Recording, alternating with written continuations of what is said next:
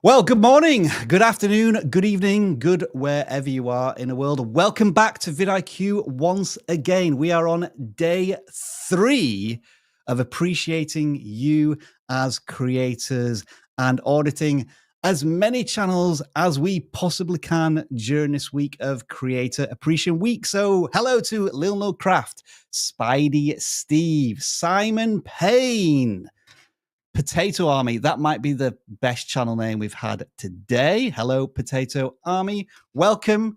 And also welcome to, who else have we got? Just keep throwing names at me. Books with Dave and Angie Smith. Also, we've got Stabby and Friends. That sounds a bit vicious.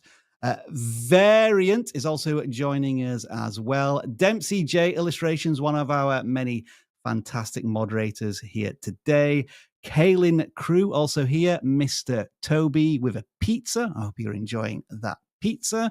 And last but certainly not least is Key Coins. Thank you all for joining us here for yet another series of channel audits. But today I'm doing it with a very, very special guest.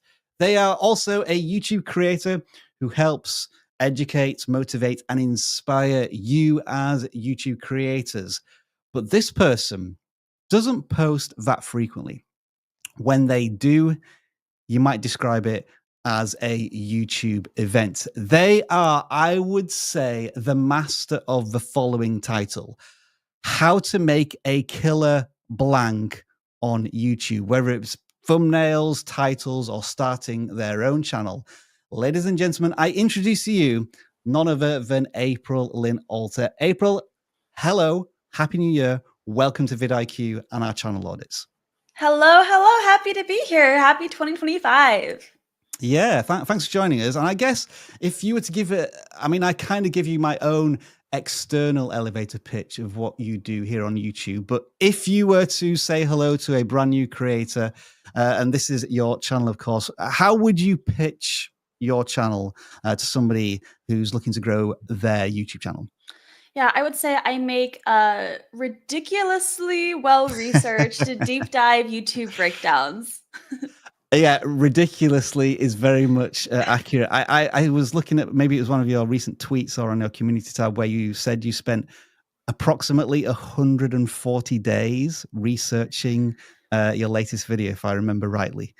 Yeah, it's the exact day count changes depending on the video. I think that the most recent one was 42 days, but 42 days. hundreds of pages of That was research. I it. think Yes, was that the was it. pages Yeah, of yeah. research. All Yeah. right. But yeah, I would recommend after this live stream, just going to April Lynn's channel and checking out one of these videos. Just the level of detail and how concisely it's put together is incredible. I'm very much an admirer of April Lynn's work, and she's joining us here today to, I guess, impart some of her knowledge onto you as we audit your channel. So if you are new here, there is a link in the description for the forms where you can submit your channel. It's completely free. All you need to do is give us your channel URL and answer a couple of questions, and we will do our best to answer those questions. And we're going to start with the first channel now that's submitted on the forms this week, and they go by the name of Sodor Dan Deman.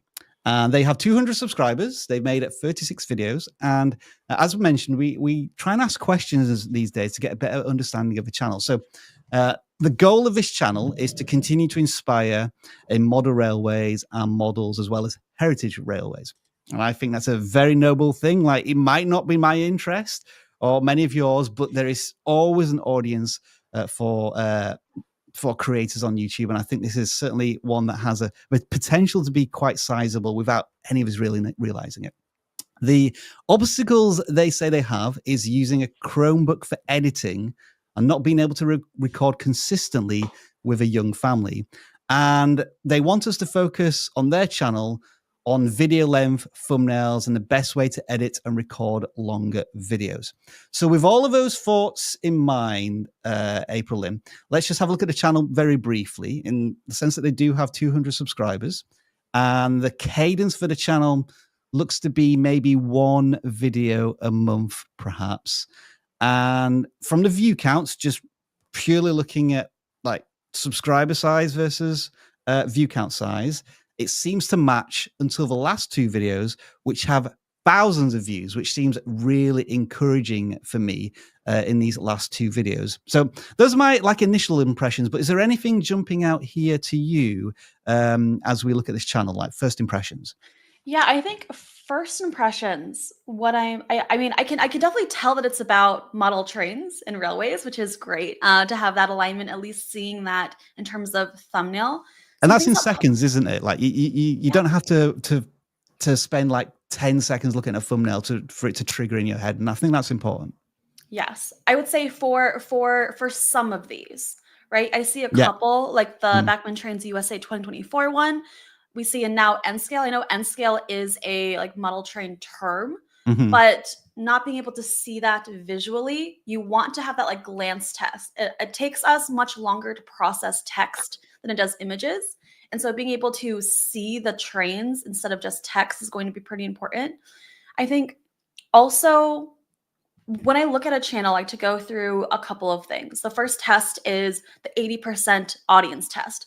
So Okay. will 80% of the audience of one video be interested in the topic of the next video? And I mean, I'm no model train expert, but it Yeah. seems here like that is true. It seems like at least 80% of the audience of one channel, one video will be interested in the next. That's Yeah. great. Yep. One of the next things I look at is titles. And so I look, okay, how clear are these titles and how instantly parsable are these Mm. titles? And that's where I think we can start to see some room for improvement here. I think that in terms of titles, one, I see hashtags in titles, and I'm not sure about Yeah. you, Rob, but at least for me, based on like what I've seen, I haven't seen anything to support that hashtags and titles do anything positive for a channel.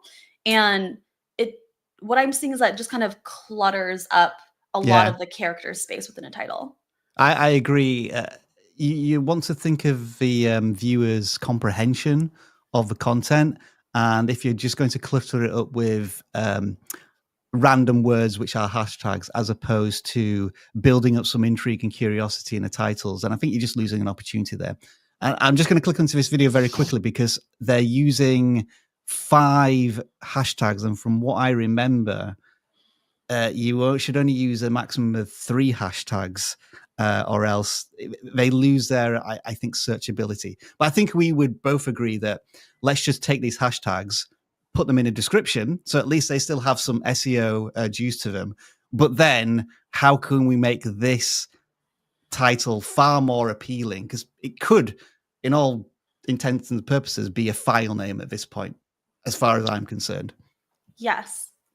Absolutely, 100% agreed. So if we take these hashtags out and then we think about, okay, what is the curiosity gap that you are establishing? By Yeah. curiosity gap, being like, what is the difference between what the viewer knows and what they want to know or are going to know after they click on the video? And how can you center your title around that particular curiosity gap? Because right now we just have, I would say, a topic. The topic is, Sure. okay, Yeah. this video is about blank. This video is about N scale, Backman, Toby, and Henrietta. Okay, but like why would somebody click? What's the angle that you're going at? Yeah. Or even like what's the format there? And if I click, I think it mentions in the description that it might be a review. So that Mm, already conjures up in my head, like having the potential to form an opinion of some point in the thumbnail and the title. You know, something that maybe surprises you, like it's cheap, or like the detail on the model is so incredible, or like the character is just not in line with what they are on a television series, because I think it's about Thomas the Tank Engine. I'm thinking of all of those kind of intriguing opportunities we could introduce, just knowing that it's a review.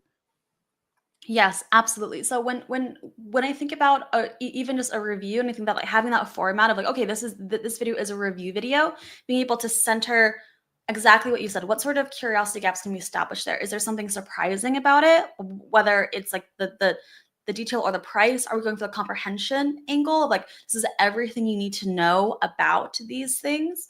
Can we add some superlatives there? Like is this is the rarest or the tiniest, or Mm, yeah. something else that we could add, or the oldest? What is so special about this particular model, and why did you pick it in the first place, right? Like why would someone care about a review of these particular models?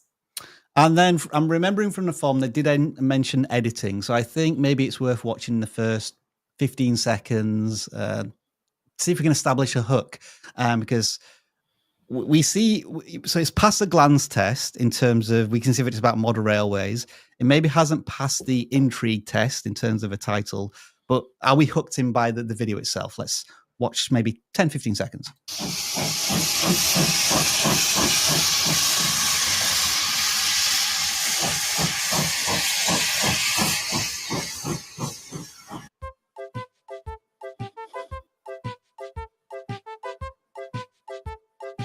Whew, okay, I think after 20 seconds, the actual video started.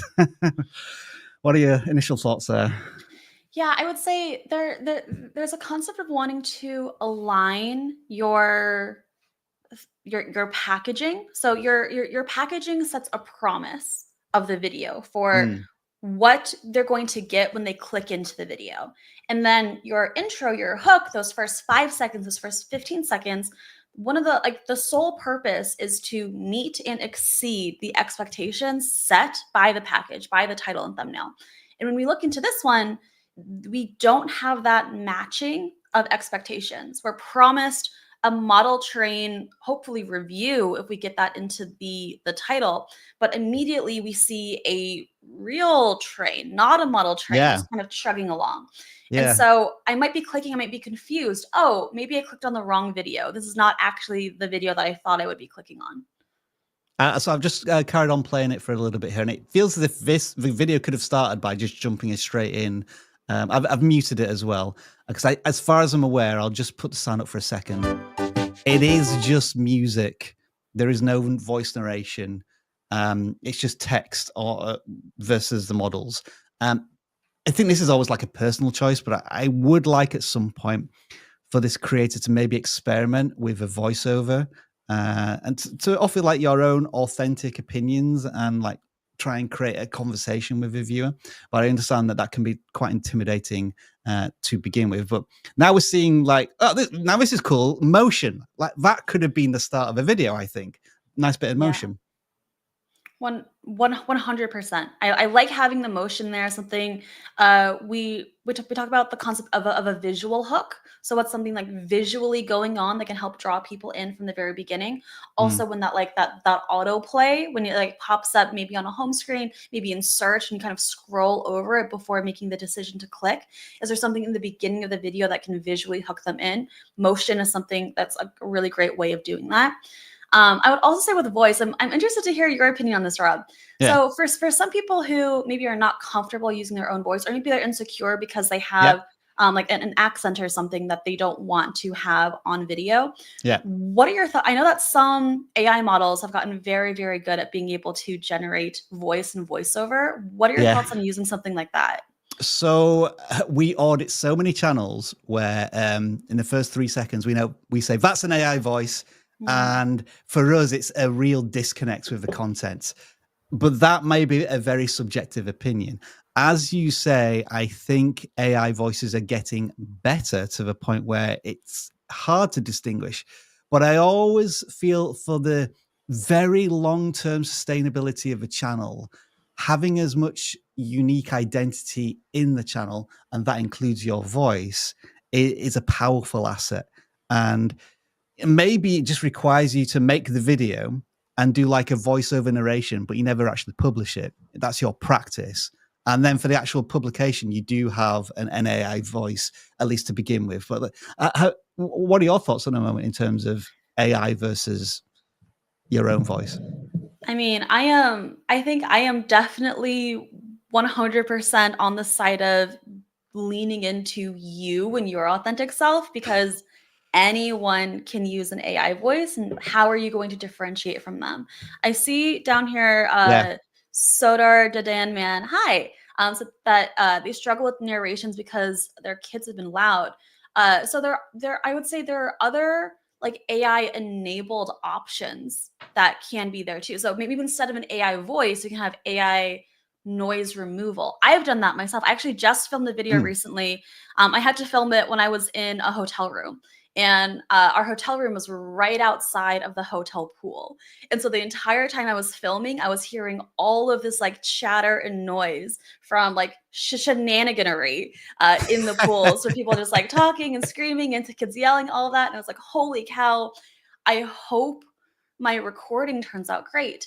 And in the raw footage, for sure, you can like pick all of that up.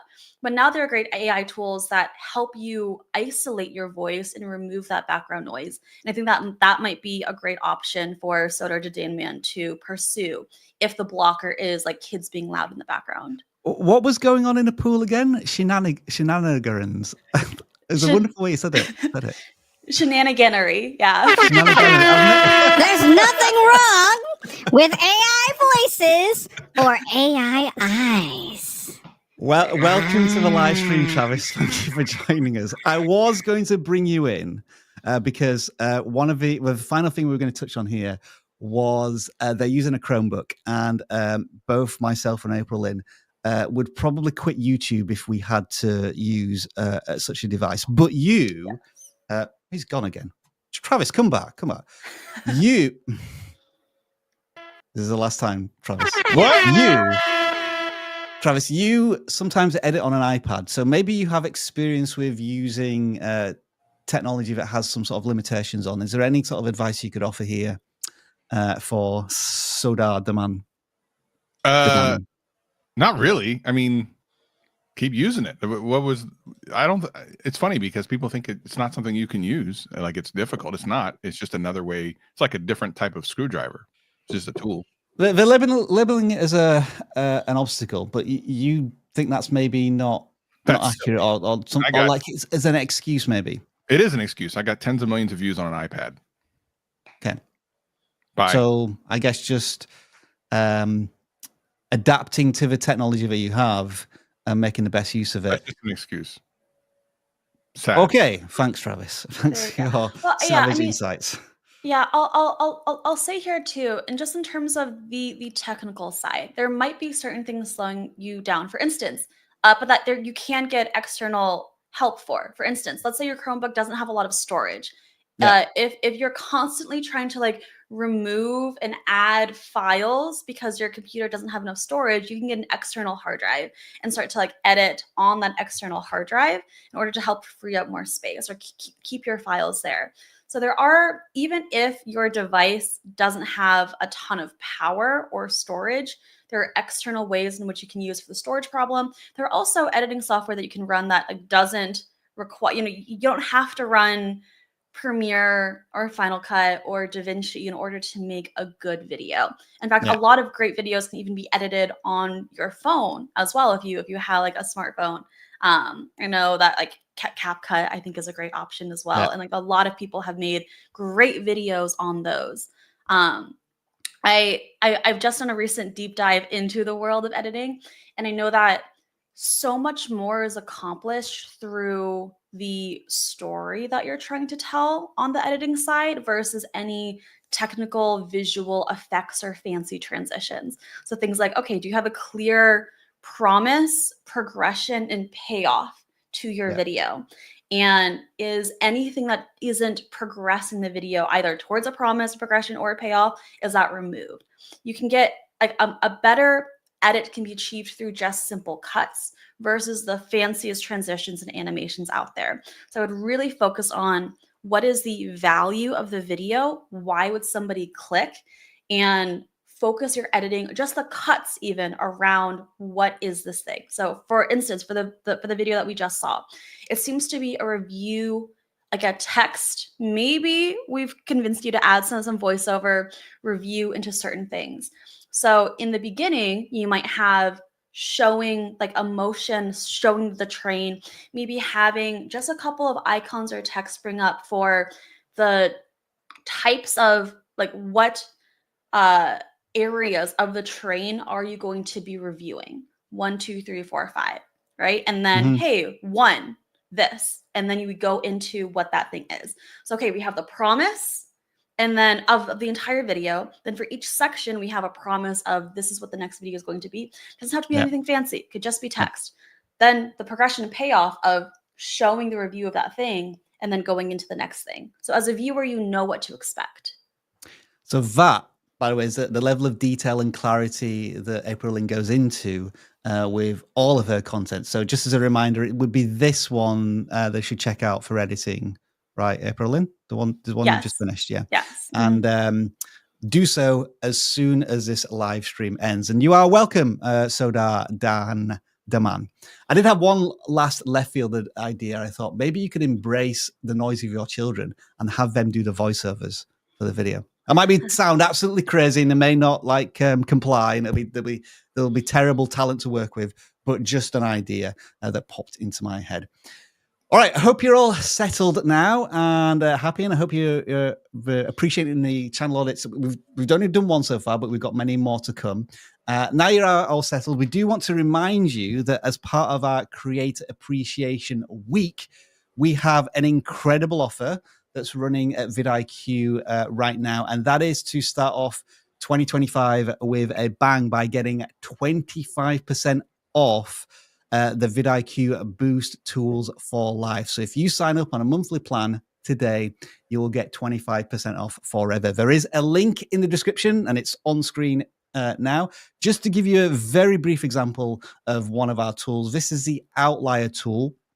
And what it does is it finds videos in your niche that are performing well for channels, and it's getting far more views than typical. As an example, we're in the YouTube growth niche, and this channel here has a video titled "How YouTube is Changing My Life with Less than 1,000 Subscribers." This video was uploaded 18 days ago, and it has 25,000 views. Presumably, this channel made that video when they have less than 1,000 subscribers, but due to the success of this video, it has now significantly increased the size of their channel. They've got an outlier. It's still performing well, 75 views per hour. That might be an idea for me to make a video on a similar topic. And since we were just looking at model trains, as an example, we can search for any topic. And there is an example here of some of the things that are performing really well on the topic of model trains. I'm sure you would do some more specific keyword searches if you were a fan of that topic. But that's just one of the tools, along with all of them down the left-hand side, including optimizing titles and thumbnails, keyword research, thumbnail generator. The list is almost endless at this point. And if you do take advantage today with the link in the description, it is 25% off monthly plans. But with that being said, we'll now jump onto our next channel, which is called Trekking Through Time. And they have almost 1,500 subscribers from 33 videos. So April Lynn, let's just check what their answers are to our questions. They want to improve their content strength and presence uniqueness. So that might be interesting to, oh, hang on. That's the wrong channel. I do apologize. That's the next channel. I thought I was looking at the wrong one. So they're exploring unknown places to encourage others to get out and explore nature. They think that their YouTube obstacle right now is having low retention ratings, and they want us to look at retention and or thumbnails and titles. So again, just to briefly introduce us to the channel, let's have a look here. They have some incredible outliers given their channel size, like 90,000 views from a video a month ago. All videos have more views than subscribers. That's always a really positive sign that YouTube is continually sharing your content with new audiences. So I'm not going to think about this too much other than to believe, April Lynn, that this typically is a sign that although the packaging here may have some work that needs to be done to it, the videos themselves, the content must be really engaging the audience. That tends to be what it suggests to me when the views are like this. Yeah, like that. I would say there definitely is, I would say, substance in the videos itself for them to be getting that number of views. I think that's great. I think also just in terms of topic, I think like selection of topic is probably really great too, so that you're operating within a topic in a niche that there is a lot of interest in, and maybe there aren't a lot of existing channels in as well. Is something that might like clue me into this maybe. I want to hone in on this one then in terms of, I guess the title here is really intriguing. Oh yeah. A subscriber leads us to a shocking discovery. Why does that make me want to click? Like I can't formulate why I want to click this, but I'm hoping you can, April, because you're really good at this.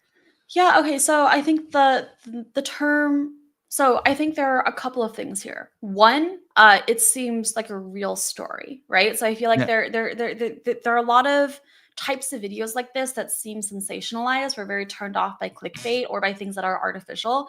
And saying a subscriber, like rounding it in a subscriber, makes it seem very, very real. Okay, this is like a Yeah. real person who led us to this thing. And also a more personal thing too. It's not Yeah. just like, oh, this real thing happened to this random person at this random time. It's no, this real thing happened to us, and because of that, you're going to get like firsthand personal knowledge like on the thing, which I think is really great.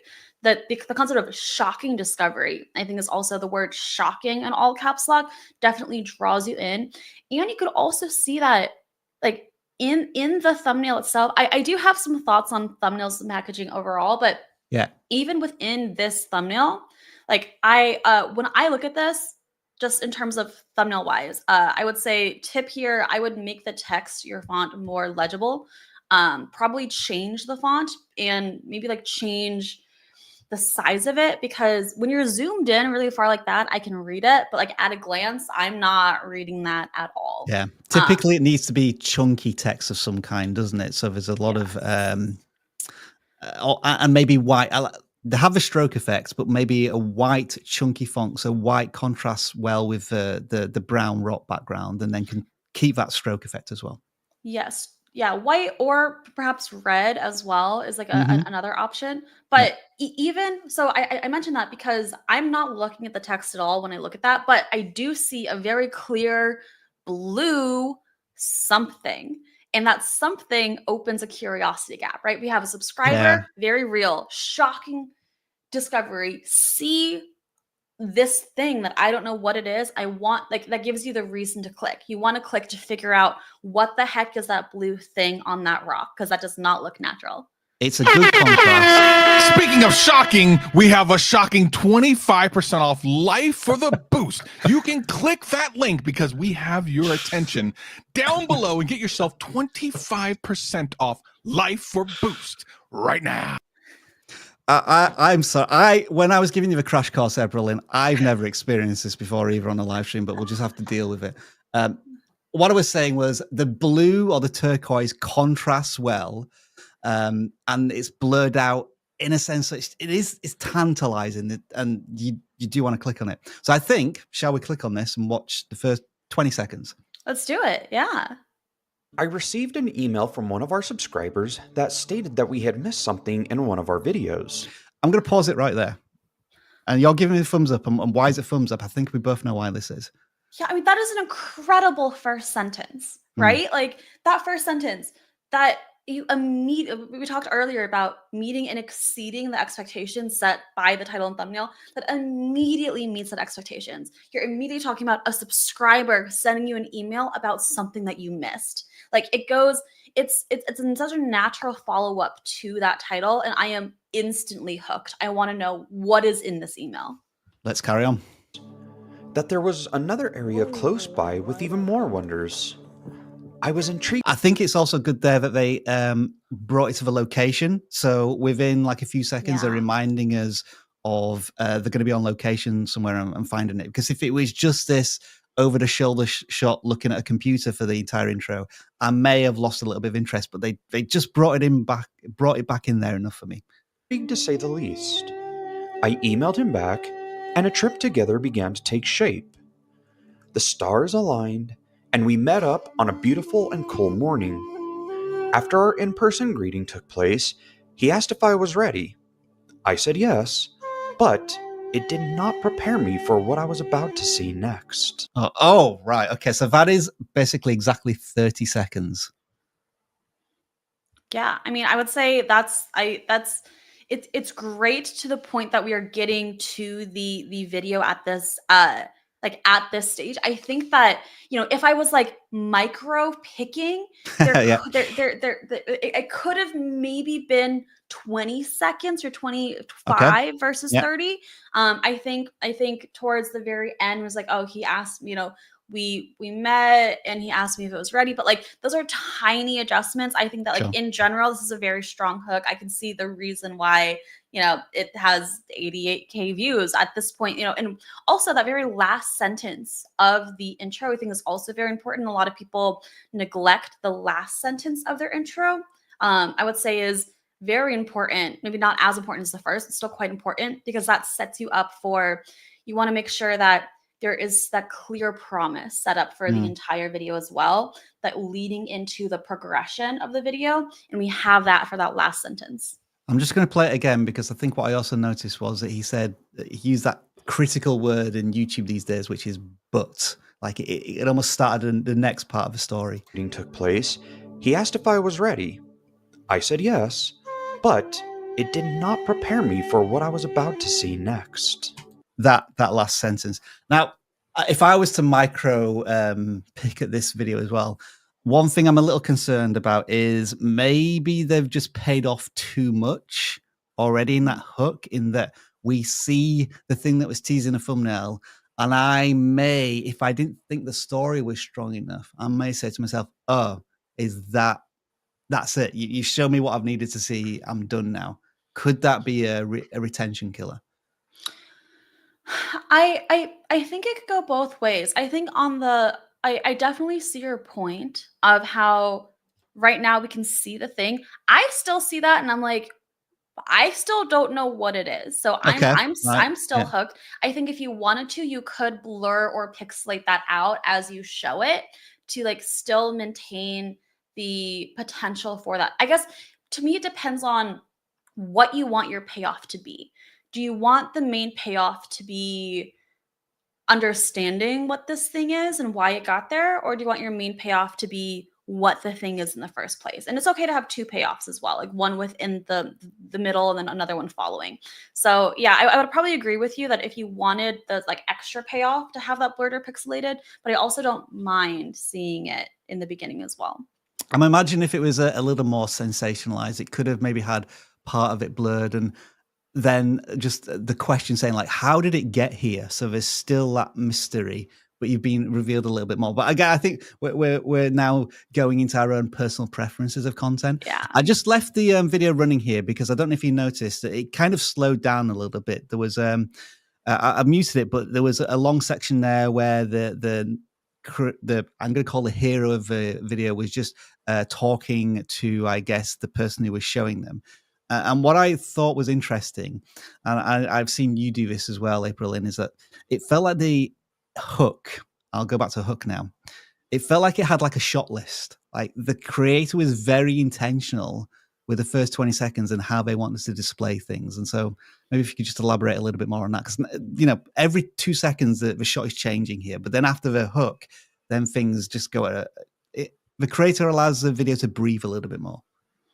Yeah, I mean, I would say, yeah. So for all of my videos, I do have like a set shot list before I film, which is I do script my videos, and I would say this intro is scripted. So for scripted content, I think that this is especially important, where I would have my script and then I go through like line by line.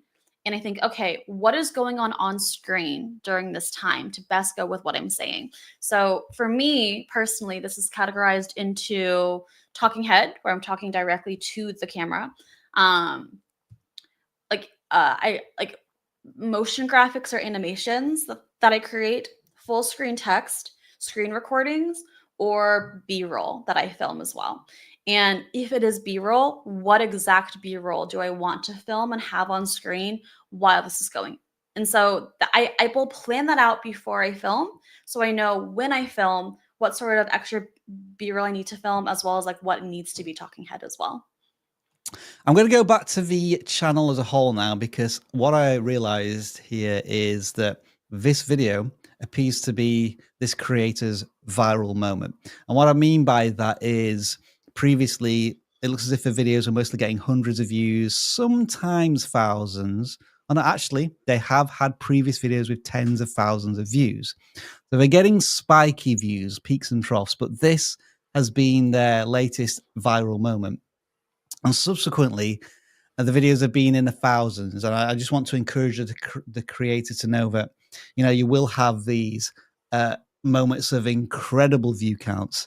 And the expectation has to be that my next videos probably aren't going to get tens of thousands of views. But if I'm going from hundreds of views previously to now thousands of views for my, you know, regular content, that is certainly a sign of progress. But if we were to think maybe strategy-wise going forward, April Lynn, what should the creator maybe think about doing next? And I appreciate you're looking at this channel for the first time, and I've got like 10 seconds to think about this. No, yeah, no, I have thoughts. So I think that Right. what I would do is I would really look at what made this outlier for you successful and how can you carry it over. So some things that I'm seeing immediately. One, very clear, grounded, real life story in the title itself, and then very clear depiction of that thing in the thumbnail. So let's say, for instance, and then also the curiosity gap is huge. It is like, what the heck is this thing? I know on the top it says like, why is this here? I think why is very compelling. Versus if you look at some of the other ones, we failed, but our second attempt to find an Asian cave was epic. I don't need all of that context. I don't need Yeah. to know that you failed before and then it was a second attempt and all of this other thing. If you just focus on the cave, and then also within the thumbnail, to an untrained eye, I don't see a cave. That might be, I'm not sure what the arrow's pointing to. It looks like a I don't know. Quarry. Yeah, I don't really know what that is. And so we had to go through a lot to get here. There's that concept of like input bias of like, oh, we had a lot to get through, but I would have that in the intro, not in the packaging, because you don't really click because you see, oh, you had a lot to get there. Like, what is the curiosity? Like, why would someone click on it? It's really like, maybe what is in this cave? Like, you know, what is this cave? Things to go with that. I see in the second one, we found how many sites here. That idea of, the first video, the how many, you have a really clear answer. 1, 2, 3, 4, 5. Like you that's not a very big curiosity gap versus something deeper about like the ancient sites or something shocking that you discovered within a site or something else like that. I do like the concept of Google Earth though. I think that's a really cool angle on it. I think you should bring that more forward in the pitch, because that makes it always fascinating when people discover things that are from Google Earth, and they've almost made it like the lowest tier of the intrigue in the title from looking at this. And I feel as if there's imagery, you could use some visualizations of Google Earth. Like maybe you have the Google Earth image on one half of the thumbnail and then the real life on the other side of a thumbnail to give it some kind of interesting contrast. 100%. And I would also consider even using the title format of your outlier. Like Google Earth leads us to a shocking discovery. I would click on that video. That's so interesting. What the heck did Google Earth lead you to? And then showing that split screen of Google Earth and then that thing and having like an arrow there being like, why is this here, or what we found, or something else like that would create such a larger curiosity gap. So I would really, in terms of strategy wise, think about how can you create the largest curiosity gaps, not just how many or who, but like why and what, and how can you lead with the most curiosity inducing factor. That is such a great example of templatizing ideas and titles, where like you have an idea which is a blank led us to this shocking discovery. And like I kind of used you earlier, April, as somebody who's kind of mastered that with the concept of how to blank a killer YouTube video, or like how to make a killer thumbnail for YouTube videos, or how to start a killer YouTube channel. That killer word you often use in the titles, which can have that, I guess, emphasis on something in particular. Shall we move on to the next channel? I think we shall, because we've given a lot of useful insight there to Trekking Through Time.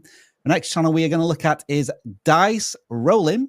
They have 4,000 subscribers almost, and they've been at this YouTube game for what seems to be quite a long time with 500 videos. So to introduce them in terms of the questions, the goal of their channel is to improve their content and strengthen their presence and uniqueness on YouTube. They say right now they're not being consistent enough. I guess we'll have to investigate what they mean by consistency, because that can mean many different things.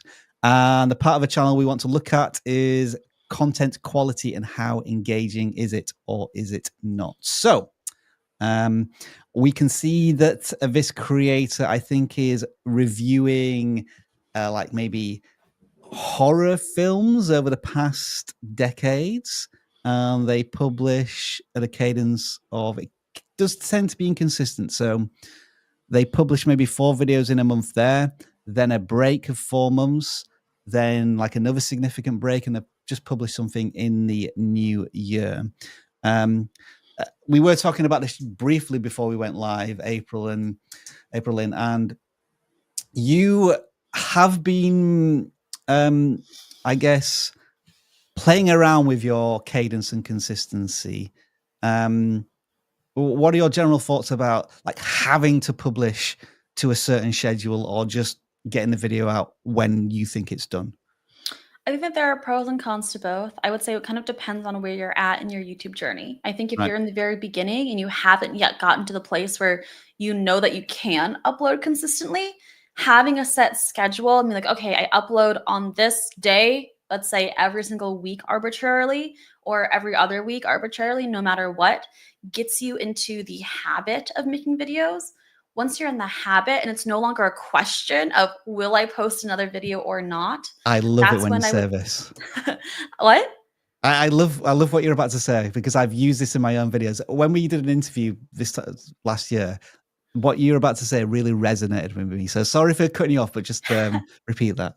Yeah, of course. Like once it's no longer a question of like, will I make another video or not? Then I would focus on, okay, how can I make the videos that I'm making better? That's when I would focus on the quality side. Now, it is though possible to take it too far on the quality side, and then especially because, like, you know, we all care about the work that we're doing. We care about our creations. We want to make it the best possible. And if we have the idea of I need to make this the best possible video that I possibly can, it's easy for 2 weeks to turn into 4 weeks to turn into 3 months, and then you're like, oh no, I haven't posted in 3 months because I've been working the same video. I've definitely fallen into that trap before. So I think that, as with everything, there is a balance.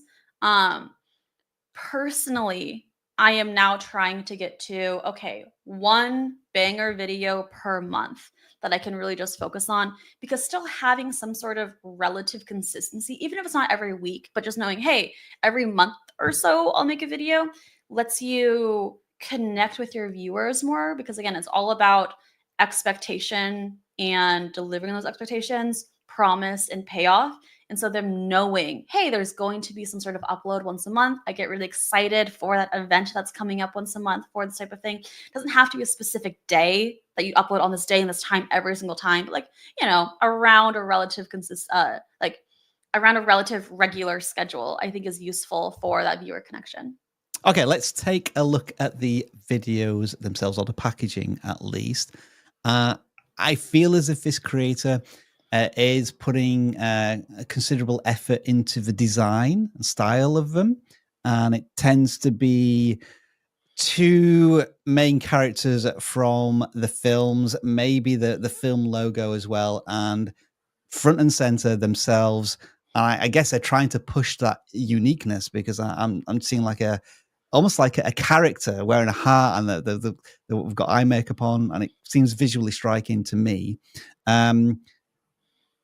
What about titles though? Are they or the title and thumbnail, do they complement each other? Any initial thoughts there, Evelyn? So yeah, I have a couple thoughts.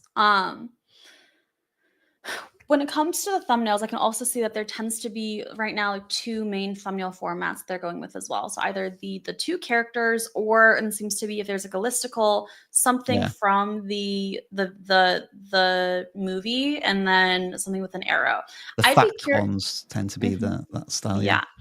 I'd be curious to know too. I would say, because they specifically mention uniqueness, I would also wonder if this thumbnail format is something that maybe they would have been like inspired by like larger creators within their niche as well.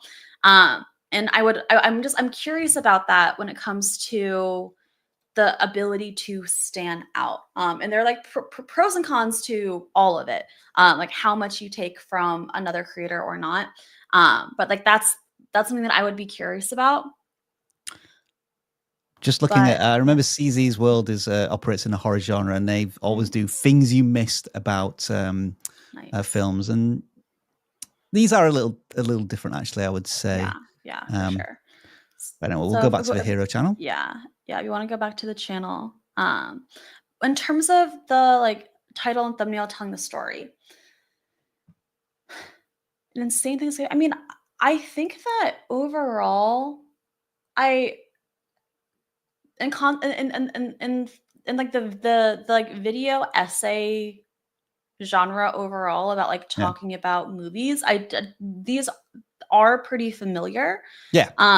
So I would say that probably like solid job, I would say, on I would agree. my I'd like agree, yeah. initial thoughts on titles and thumbnails. I feel like they're very clear, and they go with, I see, okay, initially I know we're talking about Blood Rage, I know we're talking about Phantasm.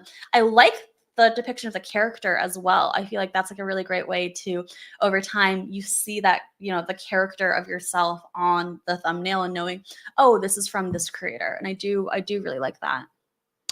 Is there a particular one of these that jumps out more than any other? And we'll maybe check it out. Maybe just the most recent one. Why not? All right then. Let's check out this one. I have watched this one previously. There is a curse word in there, so I'm going to pause it just before we hit that curse word.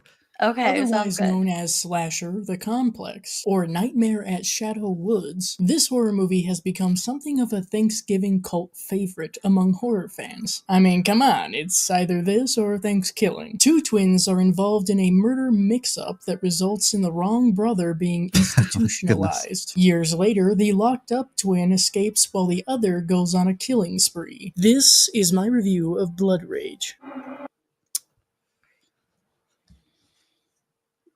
Yeah, I mean, I would say I think that was a solid intro. Personally, I think I'm relatively hooked. It feels familiar in terms of, again, a lot of other like video review or like movie reviews. I've seen something similar. Yeah. I think that at a certain point, I wasn't sure if it was a review or just a synopsis as well of the movie.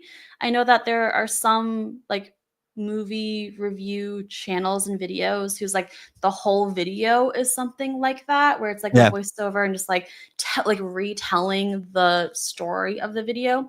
And so in terms of like, I wasn't really sure what type of video I was getting into, but the voiceover was smooth. I did enjoy that.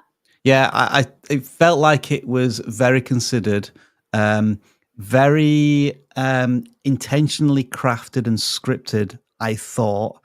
I'm just wondering if there could have been a bit more pace to it, but again, that's perhaps a personal opinion.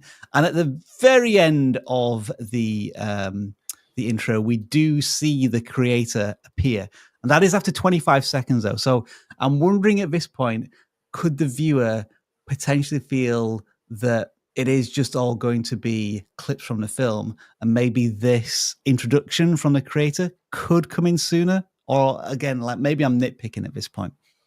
Yeah, I mean, I think something that could have been interesting as well, because like I have played around with both. I Right. think as a smaller creator, I feel like there's also this tendency to perhaps try to like hide ourselves until later on in the video because we're like, people don't care about us. They care about the movie. So let's put me later. Something else I've seen as well that could be interesting to add in terms of that like uniqueness and adding that like connection is just getting like a really basic green screen. It can be like a $5 green plastic sheet off of Amazon, having that behind you. And then as like you could do some of the synopsis voiceover, but also just like having you green screen like in the corner or something, like mentioning some things earlier on in the video could be interesting as well. And saying, oh, this is the person who's going to be walking me through this review. Yeah, I wouldn't like them to remove this scene though. I think this looks pretty cool. This is like a nice piece of branding, but like an additional green screen that allows them to appear in these bits, perhaps. Yes, like over in the corner. All right. So, wait, you're not Mark Zuckerberg. Savage. I don't know where to go with that. I'm just going to sort by most popular. Wow. So this does really bring the channel into more context. They've been on YouTube for a long time, almost a decade.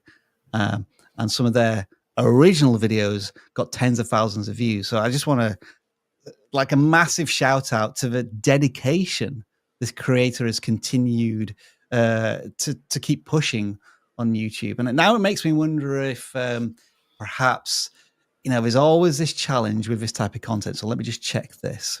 I'm going to turn on restricted mode because sometimes that can really remove quite a lot of the content. I think it has removed some of the content. So these are all of the recent videos over the last, it looks now year or two. And then if I turn restricted mode off, that's probably going to add. Yeah, it certainly added some back in. Now, that's not to say that this is why the channel isn't performing well, because there are many channels that have restricted mode content, but it's just something to be aware of if you haven't been maybe looking into that. But I guess by design, a lot of this content is going to be for a more mature audience. But yeah, this channel is like already built out to an incredible extent. I mean, are they doing shorts? Yes, doing shorts. Yeah, I mean, I think I would also be curious. And I'm not so personally. I am not a large horror fan. I spook very easily, so I'm not very familiar with the genre. But when I see something like this, I would start to look into okay, if we're not seeing any obvious title, thumbnail, intro like errors, then I look into is there topic errors? Like are the topics types of videos that people are clicking on and have proof of prior success? Now, I wouldn't know the answer unless I did some more research, perhaps using vidIQ's outlier tool. But I would look into, okay, for instance, let's say like we have an insane Thanksgiving. Oh, so when did the was that two months ago the Thanksgiving one? It was, yes. Okay. So no, sorry, 2 weeks ago. Sorry, 2 weeks ago. So at the start of this year. So that's something too, right? So if you have packaging around a Thanksgiving horror film, we are not close to Thanksgiving right now, and that would perhaps have like less of a curiosity invoking angle versus if that video was released around Thanksgiving. Because now it's like, okay, like a Christmas or Thanksgiving themed horror film, I won't really care about in January. So that's like one thing to perhaps think about. But yeah, I would really think about, is there proof of prior success in the movies themselves that are being covered, one, and the specific type of angles. For instance, you mentioned that like things you missed about this movie is something that I haven't seen. I mean, the like first 8 videos that we've looked at is another like title recipe that I would consider as well, and taking recipes from other like large creators within the space. That is dice rolling. I appreciate that we haven't covered too many channels yet, but just the level of detail that we've gone into and the conversations I think have been so enlightening, Aprilyn. And what I want to do with the rest of the time that we have with you is actually tackle some of the questions that have been coming in through Super Chats. So if I just get on the right graphics and such, we can First of all, just do a shout out to Watchdog with the super sticker. I can't see what it is in StreamYard, but I'm sure it was a fantastic sticker that everybody enjoyed in the chat. We've also got a question from Code Mathematica. Is it really hard for educational YouTube channels to optimize catchy video titles? So what is the best way to stay professional, be straight to the point, but also to be optimizable? That's a really interesting question for a niche that we're both involved in. Yeah, let's go educational YouTube channels. I think it is. So for educational channels, I got some coffee literally in my nose. That's great. Everybody clip that. We've got some coffee up Evelyn's nose. No. So you bring up a good point that educational channels, trust matters a lot more. And so you don't want to clickbait or show. I think that there are certain things like within the packaging as well, within the thumbnails. Typically in an educational video, you don't want like crazy emotional reactive faces. Honestly, I think in 2025, we're mostly past those anyway within most thumbnails. But for those that's something that you might want to steer clear of, at least like the overly overt ones. But when it comes to an educational channel, first of all, I think about, again, why would someone click on this video? They're probably wanting to learn something. You want to be very clear with what they are going to learn. Also, why do they want to learn the thing as well? There's a concept of, let's say, for instance, taking it back to YouTube, something that we are very familiar with. Let's say we're trying to make a video about a very important tip, but that is not really as sexy to most people. Most people want to learn about, let's say, they want more views, they want more subscribers, they want more money. And if there's a lot of packaging around something that's like very specific, like let's say specifically outliers. If I have a video like how to find outliers for your channel, unless someone's already familiar with the concept of outliers and are specifically searching for the term outliers in YouTube, they probably aren't going to click on the video because why would they care? Yeah. Versus if I say this one strategy will blow up your channel in 2025, yeah, holy cow, that's like Yeah. you're getting into why they would click and what they like, what the desired results they want. The ultimate desire of the target audience. Yeah. Exactly. So I'd say that's probably how I would optimize it, but still be professional and straight to the point of think about what is the desired result, and then how can you package it related to that desired result. I'll give you a quick example of what we did. And this was a couple of years ago when we were getting a lot of views from search. This was during a pandemic. And then obviously when everybody got out of lockdown, not as many people were starting YouTube channels. And so our search traffic was declining. And I thought, how do we address this? And I thought, let's try and now target browse and suggested traffic instead of search. So when you think about YouTube search, yes, some people might be searching for how to write the best titles on YouTube. But as you said there, April Lynn, what if we think about the ultimate goal of writing better titles, and that is to get more views or to monetize or to like to do something incredible with your channel. So we started rewriting our titles in the sense of, instead of how to write the best YouTube titles to get more views, it's do this strategy in 5 minutes and it will have this result on your channel, which was like double views or something. And like, even though the content was very similar, they're just changing the packaging had such a dramatic impact on browse traffic. And we've been doing that kind of ever since.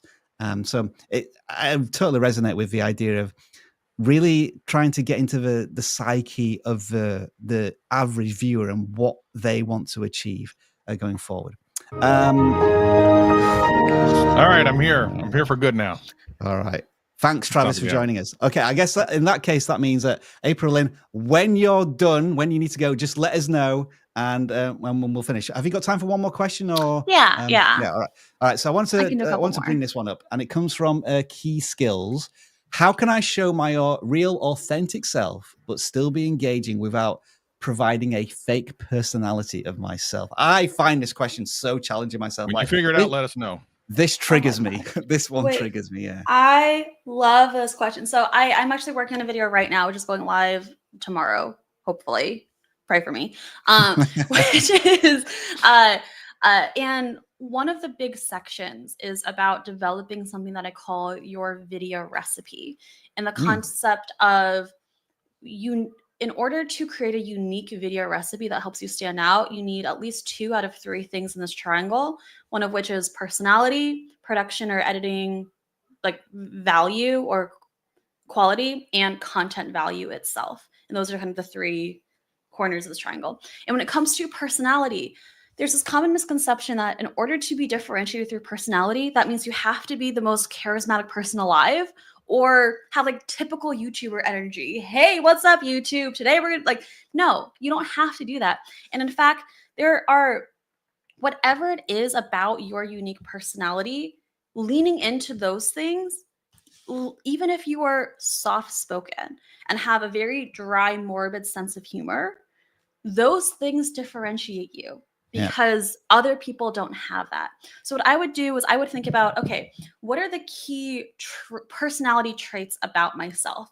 Maybe you are thoughtful, maybe you're intellectual, maybe you're very analytically minded, maybe you're very sarcastic or optimistic or pessimistic, loud or soft-spoken. All of these things, think about which one of those can feel authentically me, and then how can I make sure I'm leaning into those specific things across all of the videos that I do? How do I make sure that my content lends itself well for me to be able to show those parts of my personality across every single video that I make? And that's how I would lean into your authentic self. Don't worry about not being like typical YouTuber energy or high energy or anything else, because even low energy is a differentiator. You can still succeed on YouTube with just like chill vibes. That is also okay. That you put that so articulately, I guess, because like you're in that the zone because you're making that video, and I guess consider that the teaser trailer for April Lynn's video, which we hope is going to come out tomorrow. We'll see. Check it out. Subscribe. Click the notification bell. I'm sure you'll find it. Is that it, April Lynn? Is it time for you to make your way, or can we do another question? Okay, I would do one last one, and then all I'll right. head Let's out. let's pick one more. I'm just trying to find out if one that's which we can get some real good insight from you. I want to add a second name to my first name. How do I do that? Pick anything you want and just like add Travis to it. Mark. I'm There you Travis go. Mark now. Love it. Everyone, respect me in the chat, please. Thank you. I guess is this one. How do you guys deal with bot? Excuse me. How do you guys deal with bot accounts that comment and push competitors in your niche? I don't know if I've ever experienced that with vidIQ and YouTube education. There is, of course, always the block or hide comments from this creator, and then they'll just be talking into an echo chamber whenever they post, and they won't know. But yeah, I'm not really seeing any other really interesting questions for you, April. They're kind of more technical ones about how good YouTube's video editor and stuff like that is. All good. Well, then I will make my way out. Enjoy, guys. I hope you find this helpful. And I'll see you later. Thanks so much for having me on. Just to remind everybody, this is April Lynn Alter's channel. We've also linked it in the video description. And I just want to say a big thank you and appreciation for spending time out of your valuable day today, April Lynn, to join us, and the incredible insights. I think people definitely rewind this first hour because what you're going to get in the next hour is just utter gibberish from Travis and myself. The real golden nuggets have come from the first hour. Oh, thank you. Appreciate you guys. All right. Take care. Have a great rest of the stream. Cheerio. Bye. All right. That is April Lynn. Oops, sorry. I almost removed you there, Travis. And so we're going to cover a few more channels. Does that sound all right with you, Travis? Sure. Right. Why not? Let's do that. We do have some more questions, but I'll come back to them later on. The next channel that we had to audit here was ArcBoyX, and the questions they bring to the table are: what is their goal on YouTube? It's to show what Linux or Linux is. Can you say it both ways? I don't know. You can say it both ways, but most people say Linux. So show what Lenux. I'm going to pronounce it like that now, just to be awkward. But there's no E. How does Linux? Yeah, that's right. You tried. Linux. I want to say Yeah, it looks Linux like tech Linus tips. Tech I'm Tips. just how does it so how right? So I show what Linux tech tips can do and how to use Linux tech tips as a daily driver. Their biggest obstacles: watch time, even on shorts which are 1 minute long, and viewers don't watch that much. And what do they want us to focus on? The comments, interestingly, and video editing. So, Travis, I Cool. bring to you this channel, Nice. which is very new to YouTube, just 11 videos, Oh, okay. all in the last month. Oh, Almost hit us 100 subscribers.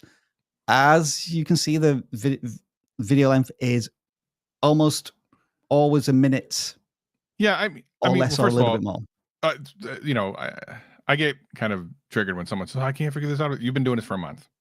The chances of you figuring this out in the first month are 1 in a billion. So if these views are all legitimate and we can check comments to kind of see, then you are more than exceeding 99.9% of the people who started a month ago.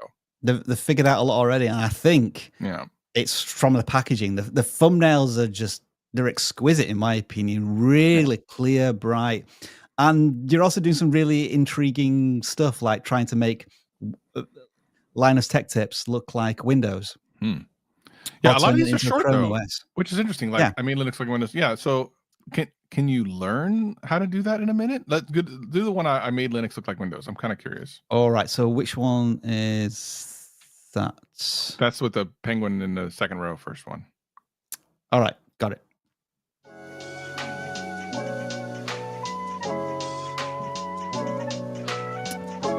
I think it's just going to be music, so I'm going to just fast forward a little bit. Bring that down. So it's not exactly a how-to, but it's not a how-to. It's because you could follow along technically, I guess, right? Yeah. So it's like a how-to without how-toing. A how-to. That's so 2024, I guess. Yeah. Okay. All right. So I guess I like the vibe though. We can chill like this. Let me just go back to the beginning. Did you have time to read that comment? Yeah. It felt very, very quick at the beginning. So but there's good reasons to do that as well. Yeah, it's interesting because it's almost like a tutorial, but it isn't. So I wonder if people go into this thinking, oh, he's going to help me figure out how to, or this person's going to help me figure out how to do this on mine. Cool. But then it's more like a vibey kind of watch. See, bro, you could install tier. Yeah. So like now make it look like Android. So probably that in another video. Yeah, it's interesting. Now make it look like Temple OS. So he's getting the community, which I think is kind of smart. Yeah, like I think every video starts with a comment, right? Let me just, which is very smart. I like that. Yeah. I mean, you could, right? Like you could do that. So you guys asked for this. So if you show how people have asked for that, it does encourage people to ask more questions, and the engagement is good for the video. So that's very interesting. So I wonder if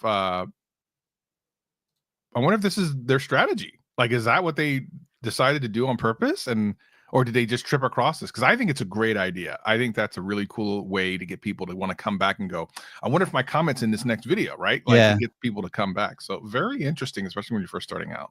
My guess is, I could be completely wrong here, but I reckon, let's say of 100 people who watch, maybe 20% of them watch for 100% of a video because they're really engaged in the community and they get the creator. But then anybody encountering this video for the first time, and I'm kind of new to this, the intro for me is kind of a little weird in that it shows a comment and then it's quickly trying. I don't feel as if the packaging meets the expectation when I click on it a little bit. I feel as if I need to be welcomed in a little bit more. And maybe it's because it needs voice narration or maybe some text on screen. I don't know. I'm guessing what I'm trying to say, Travis, is I think the average view duration is either 100% or 5%. Yeah. Like, there's no in between. I get it. I'm going to watch it all, or I don't get it. I'm off. That's actually a really good point. I think that you could say that about a lot of videos, but for this one particularly, because it's only like a minute, a lot of these are a minute. Yeah, you might just hang in there for the entire minute if you're like even mildly interested. It is interesting though. I wonder if like go to the 2,900. Let's see how many comments are on that one, just to kind of Yeah, See this if one. maybe Okay. they wanted to kickstart their. Let's see, what's their engagement like? 98. That's possible for sure. How many comments? 70. So yeah, so that looks like it could be legitimate, and I think And they're responding to every comment as well. Yeah. They're doing what they should be doing as a small creative ed, like treasuring every comment, because yeah, these people like who are putting trust and faith in a channel with hardly any subscribers and then taking time to comment, you want to really value them and reward them, and that's what the creator seems to be doing. Going back to their submission, I don't think they've not figured this out. I think they have figured it out. I think they were either they don't understand that they figured it out, or that was just kind of a help when they don't really need help. I mean, it could be one of the two, because no one with 97 subscribers is averaging this many views very often. You know what I mean? Like, it's just not a thing. So congrats on your success. It's amazing. Great. I guess there could be a challenge in that, hell, they'll probably get 1,000 subscribers within 3-4 months. But with their videos being so short, average watch time might be a bit of a challenge trying to get up to 4,000. So maybe they want to experiment with some longer form content. They have some longer ones down here, which do have hundreds of views as well. So I think they have proven that they can make longer videos. So maybe I'm wondering if it's worth, Travis, just taking one of these videos and just like making a 6 or 8 minute version of it, just to see how the audience reacts to it. Why not? I mean, for sure. The other thing about this is if you're thinking about monetization down the road, it's very hard to get the watch hours on 1 minute videos. Yeah, it's going to take a long time and a lot of videos and a lot of views. Yep. Whereas if you're able to get longer view durations, you're going to get that a lot quicker. That may impact their cadence. It looks like they'll be able to post once a day at the moment, which is cool. But again, just going back to the packaging, they have nailed the packaging already. That is perfect. You like this titling idea. I turned blank into blank. You could do that so many times, or like I turned Linux into blank, or you've turned Windows XP into Linux. Like you can play on that title ad nauseum. And slowly build up an audience that way. Absolutely. Totally agree. Good stuff. Oh, right. I think we should now tackle just a few more of the comments now, because they're building up significantly. Sure. So we've already done that one. I've just got to do a bit of housekeeping in the background. Yeah, done that one. Right. So next question comes from Rianix. I've pronounced that wrong. I do apologize. Risers, what could be the best laptop and editing program to use, or at least what specs should we look for? Oh, geez. It's a challenging one, this, because we're all going to recommend a different editing program, aren't we? Well, I mean, yeah, but I think they're asking for a laptop too. I think you just get whatever you can afford for the laptop side. But like, if from the editing software, I mean, it could be a lot of things. But you know what the best value is right now, and I think it's kind of undeniable, is DaVinci. Because there's a free version and it's literally professional level software. And then maybe not the easiest. To follow up on that question, is there a Mac version of DaVinci? Yeah. Because you can get some, I know it sounds astonishing, but you can get some very competitively priced Macs. Like the Mac Mini apparently is the most oh my gosh, yeah. The best budget computer around, but I know that's not a laptop. But yeah, I think any M2, if you can get like a pre-owned MacBook Air, will probably get you started. So yeah, that's true. If you can deal with Apple, I can't deal with Mac OS. It drives me nuts. But as for PC laptops, there's so many that I find it impossible to recommend one. And you've missed out on all the Black Friday deals at the moment. Yeah, I mean, at this point, just get what you can afford. The one suggestion might be is in a very economically volatile 2025, where tariffs could increase the price of electronic goods. Good point. Acting sooner rather than later may be very good point. Also, look on like Facebook Marketplace and stuff. Places, online, that sort of stuff. TJ222 has become a member, and that means they get a sound effect for the day, because we're doing daily live streams at the moment. Bruh. That's who you are. Bear 7020 is using YouTube's built-in editor any good? You know what's interesting about this? Hmm. They're rolling out in beta this thing where you can edit clips out of longer form content in the YouTube editor, and I used it the other day, and it's good. Well, you see, Pretty good. I thought, correct me if I'm wrong, Travis, but it couldn't clip a long form piece of a landscape piece of content into a short. I didn't not see an yet. option to do that. No, not yet. And I think what's really missing from YouTube at the moment is being able to include burned-in captions. They have teased this on the Shorts tool, but they haven't introduced it yet. And like, yeah, you can clip something down, but you can't add any more graphics or captions to it. And I feel as if it needs that before it's I think it depends on what you're trying to accomplish. Like if you want to repurpose something into a short, you can't do that yet with the editor, right? That's not a thing you can do. And for the most part, people are doing this outside of YouTube anyway. But if you like have a really long, like a podcast, like which is what we do on the Boost, and you just want a segment put out as its own video, which is pretty common practice. This was perfect for me. Like it was quick. You can actually record an intro and outro, which was really interesting. I don't know exactly how that works. I didn't do that, but that was great. And it makes it its own video, so you don't have to re-upload anything. It's kind of neat. So that'll be. I think the thing that I clipped out will go live. I think next week. I already made it. It's set up. It's scheduled. It's interesting. Now, for most people, will it be useful? I don't know, because how many people are doing really long content where taking like 5 minutes out of it makes sense. A lot of people are doing 10-minute content or less. Do you need to take a clip out of that? Probably not.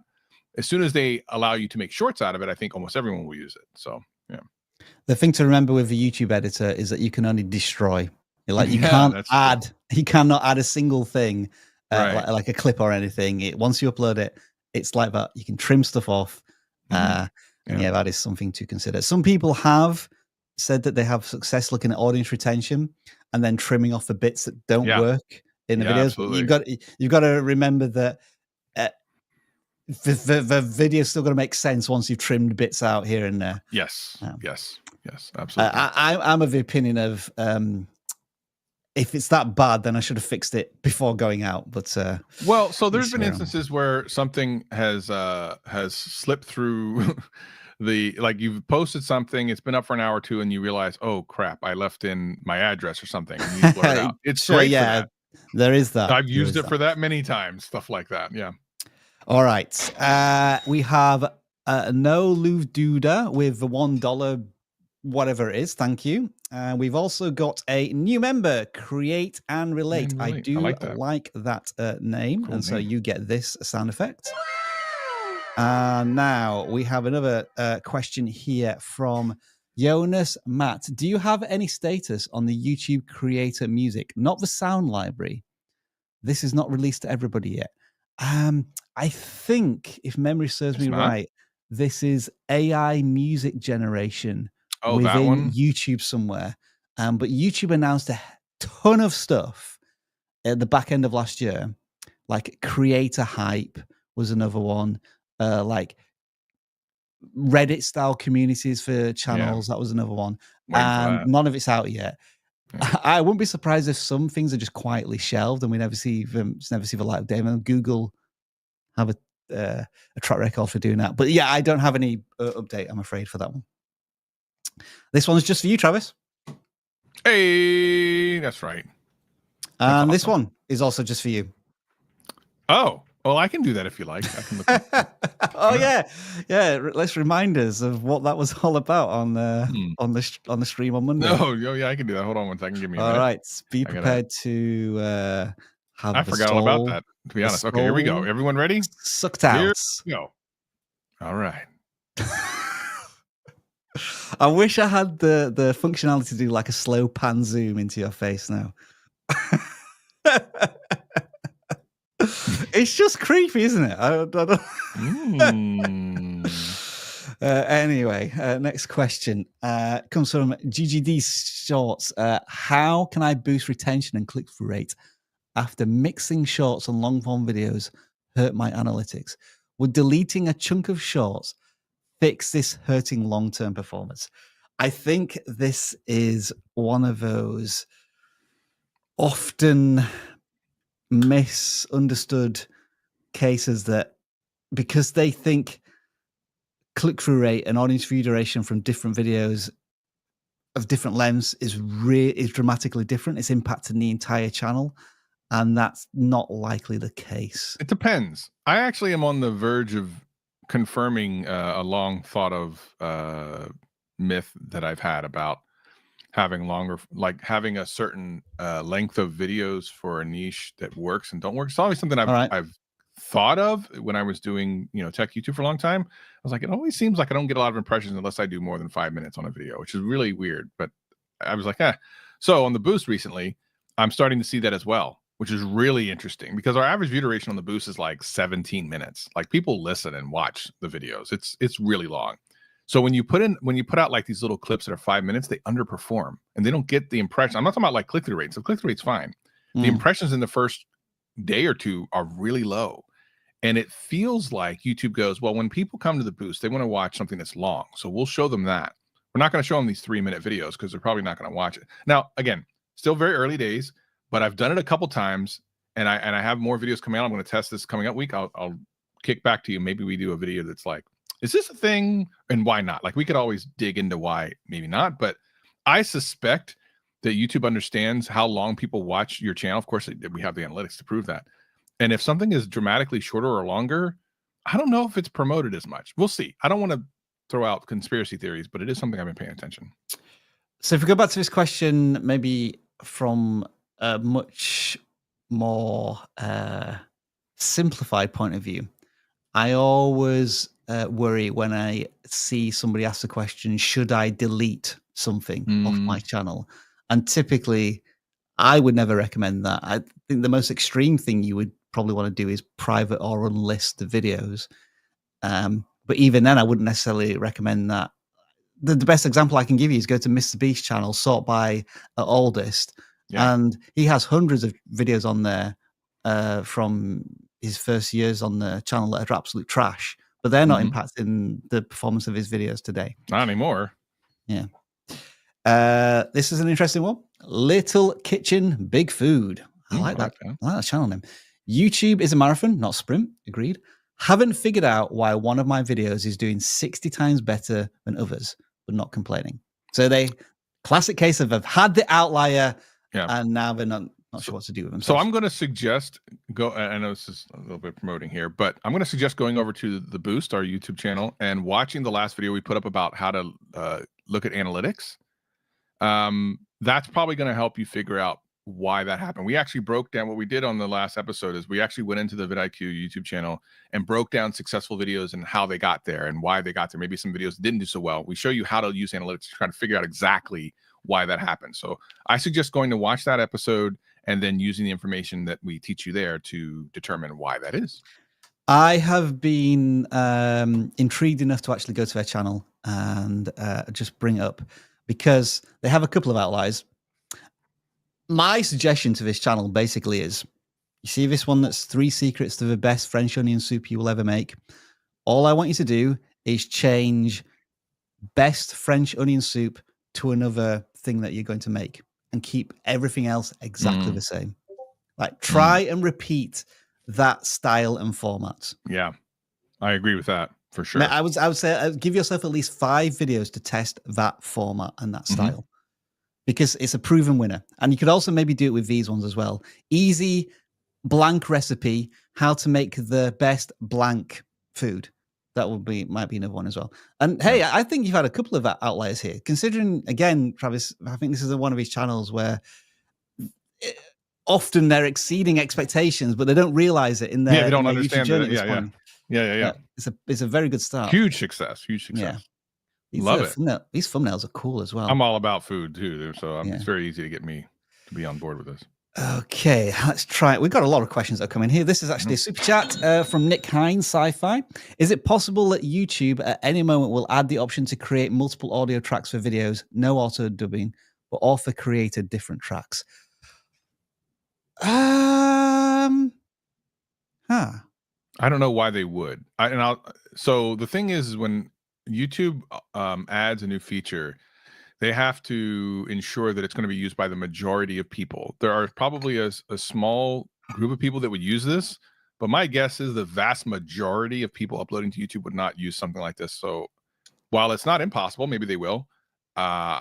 I wouldn't put a lot of money on it, but we'll see. I You never think know. this is a feature that has been available to some creators. Like I know Mr. Beast Mhm. had access to uploading different audio tracks onto the same channel. But yeah, is the opinion now that maybe auto dubbing is going to supersede any need for this feature? That is a valid point. But I wouldn't say it's impossible. But I'd say I agree with you, Travis. It's probably unlikely that they would release that. Or from another point of view, well, I guess auto dubbing is all just like you click one box and then it does it all for you. Whereas whereas uploading our own audio tracks means that there has to have to build out this subtitle UI, and I don't know if it got enough use from the creators that it was released to. Yeah. Next question here from MNC Music, no copyright. Can I put my logo on all my videos? Is that that legally to monetize the channel and the videos, or is this not accepted? I don't know why there'd be an issue with that. As long as it's your video, your content you've created, sure. As long as there is no copyright on your logo, then by all means, I think go ahead. Why not? But maybe there's something lost in the translation of that question, but yeah. It seems cool. Like, no problems. Leo Brenner, 1,000 subs. Videos have plus 1.5 views in a day, but no comments. Yeah, that could happen in a lot of ways. It depends on, like, is it a short? Especially with shorts, Is it being served up in search more than that? Like, because a lot of people don't leave comments when they search for something. It could be any number of reasons. It just depends on what the video is about. This is another channel that's just intrigued, and I want to investigate a little bit. Hello. So let's bring up their videos. What's happened here? Why is that? There we go. Right. And that one got 20,000 views. That's a cool outlier. So if it looks to be long form videos, I would say that's about bang on average, actually. Yeah, that's about right. I guess so. There doesn't look to be anything technically wrong. Like you haven't disabled comments by accident. Like, I mean, yeah. So there is this one. This has got 1,500 views. No, I would look at where the traffic source is for this. Yeah, that will answer a lot of questions. If it's from like an external source like Google, that's completely normal. Another thing you can do is to maybe try and promote comments. I know it sounds obvious, but ask them a direct question. See if you can get them to answer in some way, or you can have some Easter eggs. Like some people intentionally say things wrong, or have like an object somewhere that just seems a bit weird, and like that'll get audience engagement as well. But I wouldn't say there's anything to be concerned about just yet, because the engagement from likes seems about right. Yeah, it's interesting. Travis, I make really long interviews and really short quick tip videos, and I found the same. I think it is looking at the actual amount watched instead of a percentage of the length of the video. Yeah, could be either or. I'm still diving into it. It's still early days, but that's my very early thought. And this is the last question we have from Faithful Otaku. Nintendo blocked 10 of my modded Smash Brothers videos today. Do you have any advice for what I can do to keep my 12,000 followers if Nintendo deletes my videos? Well, if they delete your channel, you don't get to keep them. This is a problem that many Nintendo fans have encountered because they just don't like people modifying, changing, abusing their software. Nintendo is wild. They're very strict. Yeah, like for other types of games, maybe Roblox or Minecraft, like you can go nuts. You can go to town modding stuff, but Nintendo are very protective. I mean, if you think back to their heritage, this is why they had cartridges, which were like almost impossible to copy and then also like modify so that other people could play cartridges on their systems. It's a tough one, isn't it? I guess you need to have a look at the community guidelines and see why these videos were removed, presumably for community guidelines, and how you can navigate content going forward that doesn't interfere with those community guidelines. But my guess is people will probably come into your content because you were circumventing Nintendo games in an interesting way, and now you don't have the power to do that, and it's a tough place to be in. It is, but I guess it's the risk you run, knowing that you're doing something that probably the owner of that content, in this case Nintendo, isn't very keen on you doing. And I wish I had Dan really to offer more advice there, but unfortunately I don't. He's not here today. All right, Travis, have you got time for maybe a few more channel audits? All right. We try a couple. All right, so yeah, let's do that. And the way we will do that is through the power of... Just makes me more excited to make breakfast after this. I can't wait. I'm super excited.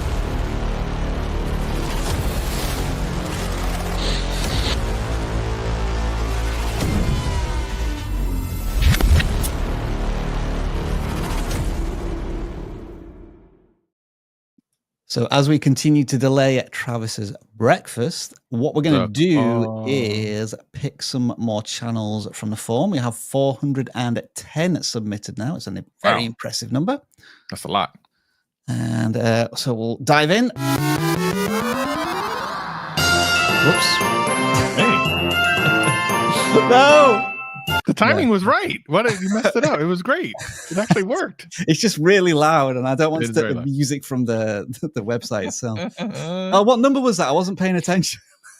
Oh no! I got distracted. Can somebody tell me what the number was? Someone be kind and let me know what the number was. No idea what just happened. 400 and something. Like somebody can. Right. People are gonna start lying now. Yeah, I know. That's what I think. Oh, 290. 290. Right. Well, we'll go with 290. Thank you for that. That was hilarious. Okay, right. There we go.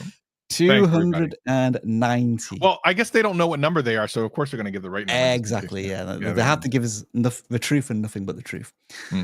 So we present to you Kaz Raven 3D. Your 3D journey starts here. Cool. Immediately, I know what I'm getting myself into, which is Blender design. Cool. It passes the glance test, as April Lynn put it. So the questions are, the goal is to educate Blender beginners, struggling with consistency, branding, and overall channel quality. Well, I'll just say right off the bat, the branding is perfect. I think these thumbnails are fantastic, and each one of them has that design style that makes me know that if I see this thumbnail on the homepage, I know it's from Kaz Raven 3D. So applause there. Fantastic work. Yeah. And is it me, or do a lot of Blender thumbnails look like this? Not in a bad way, but I mean, like, I would say not as professionally done as this. No, for sure. There's a, but I'm talking about like the slice and the angle. Something about this is familiar. I don't know what it is. It's very familiar. But anyway, yeah, no, it looks great. I think it's very well done. I like them. I like them. And really, to be honest, it's like you have to think about who's looking for this content, and do these thumbnails appeal to them? I would assume so. It's like a very simple before and after thumbnail. Like you start with a single block, and you'll hopefully end up with an apple pie or a Bitcoin biscuit, etc., etc. And if you remember, way earlier in this live stream, we were talking about what fonts to use, and these are really effective in that they're just thick, chunky, and really contrast well with the backgrounds of the thumbnail. So they have almost 10,000 subscribers from 120 videos. That seems like success to me. The most popular videos are now that is, and let me just check. So these longer videos are 10, 20 minutes, 20 minutes or more. What about the most recent videos? Oh, they're just as long. Okay. So video length tends to be in that zone, which is cool. I guess what we may say is, Travis, that at the moment they're just creating what I might describe as random objects, skateboards, food, rockets, pies, muffins, This one maybe is a little different because it's maybe like a bomb from a game. Yeah, I'm wondering if they can specialize in a certain type of Blender object. what's their most popular one? I was looking at that, and food, potion bottle from a game, Interesting. pizza, croissant. Then Croissant. again, like a jewel, Yeah, it is a food. So rupee that you might use from a game. it looks like this might be the people are using for like video games then. In which That case could be what they specialize in. Yeah.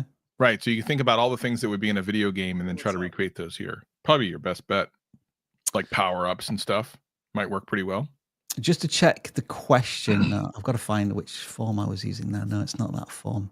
Which form was it? Yeah, it's this one, right? I'm just going to do a bit of cleanup up here because we have too many tabs open right now. There we go. So the biggest obstacle is consistency. So I would ask the uploading. consistency in what 5 measure? days, It seems to be 2 all right. Consistent. Let me just check. This is the most latest because they've had a huge break here 3 weeks ago, but then they had a 10-month break. Oh yeah. They took a couple months off, but recently, which is the only thing we really talk about, they've been pretty consistent, I think. Consistency, yeah. Are they just burning themselves out on this, I guess, like templatized content that they're doing? Maybe. But everything looks good here. I feel like if you just continue down this path, you're going to find success. I don't think it's a matter of like do something different. I think what you're doing is working. It's just a matter of continuing to do it. I think you should also try this as well. You've got 128 videos. I think you could categorize these videos into, let's say, flowers and plants, maybe brands or logos, like household objects, computer game objects. I reckon you could put some of these videos together and have 3 or 4 hour massive tutorials. So you're repurposing the content. It's going to take you maybe an hour to put them together. Maybe you want to have a new intro and maybe a new outro, but there is a potential there for somebody to just have like a 6-hour tutorial on just how to make these certain items, and that might be really useful. And it's not going to take you long to do. That was a thought. Yeah, I agree. Good stuff. I think this channel just has to just keep doing what they're doing, and they'll find success. I know it takes a while to get to start, but look at all the views from like a year and stuff. It just takes time for them to get views, but they're getting views. So I don't really think there's anything to kind of help them with because everything is working. It just takes time, which is the YouTube game. Let's draw another channel now, and we'll finally go to the gaming channels now. I think we've audited nothing but non-gaming channels so far. So 271 channels there. And let's see what we have. We have 32 there. I'm just going to ask Vicky in the background if you could just filter out any starred messages with just super chats, because I don't think we'll have time to tackle all of the questions that have been starred there. It looks like a lot to get through. So just super chats, please, if you can. Thank you. Right, I've got to find the channel now. We are on this channel here. Hack, build, restore. It's kind of cool. Yeah. Oh, I love. Okay, I might actually watch this channel. Is this a gaming channel? Is this a gaming channel? That's I don't know. I'd ask. Hang on. Oh, it's whoops. What I've made a mistake here. No. So what I did is I searched on. So it was channel number 32, right? To be fair, what I'm going to do is I'm getting all my numbers mixed up. So we're going to audit this channel first, Travis, which isn't the channel that you just saw. I didn't see that one. But hang on, where's it? There it is. I'm just getting myself mixed up here. I do apologize. Right. Right. So here's a plan. We're going to audit this channel now, Woodshoe Games, and then we're going to audit this channel because I'm just curious. It looks good. I kind of want. Travis is excited by this one. Right. So Woodshoe Games. To introduce them, they are a chill simulation gameplay channel. Cool. The biggest obstacle is getting more. That's kind of an obstacle for everybody. Thumbnails. I want to attract more viewers, I guess. Also want to improve a way of giving commentary. So let's have a look at the thumbnails and maybe the intros. Are these a game? I mean, the graphics look pretty good if that's what that is. Some of them look like real photos, so I can't tell. Like the big load through tight streets. Is that an actual truck or is that a game? I think some of these may be AI generated and some of them may be from the game. That's what I'm guessing. Like I guess that is AI generated and I guess that is AI generated. Yeah, see, I think that might be from the game.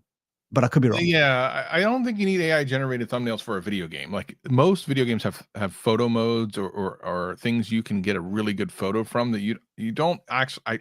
I would actually say don't use AI for stuff like this for a gaming channel because it might throw someone off. People who play the game know what it looks like, and if it doesn't quite look like it and they're just scrolling through, they might scroll right past your stuff because it doesn't exactly look like the video game. It's interesting. What I've also noticed here is that I think some of these videos are in German. Well, the titles are in German and some are in English. So what I need to check is the language. Dus beginnen met vullen. Top. Wow, graphics are good though. That's Misschien toch wel de grote getallen right. So that's German. Kunnen we de toekomst natuurlijk altijd nog doen. They haven't got the auto dubbing tool yet, so I wouldn't be able to listen to this in English. So what I want to find out now is if I look at this one, picking up cars in Athens, is that in English? Like you can hear the. Yeah, there's something therapeutic about. I think I kind of want to play this game. I don't know what this is. I kind of want to play it. Euro Truck Simulator. Listen, you listen to her. She knows. So is there no narration on this one?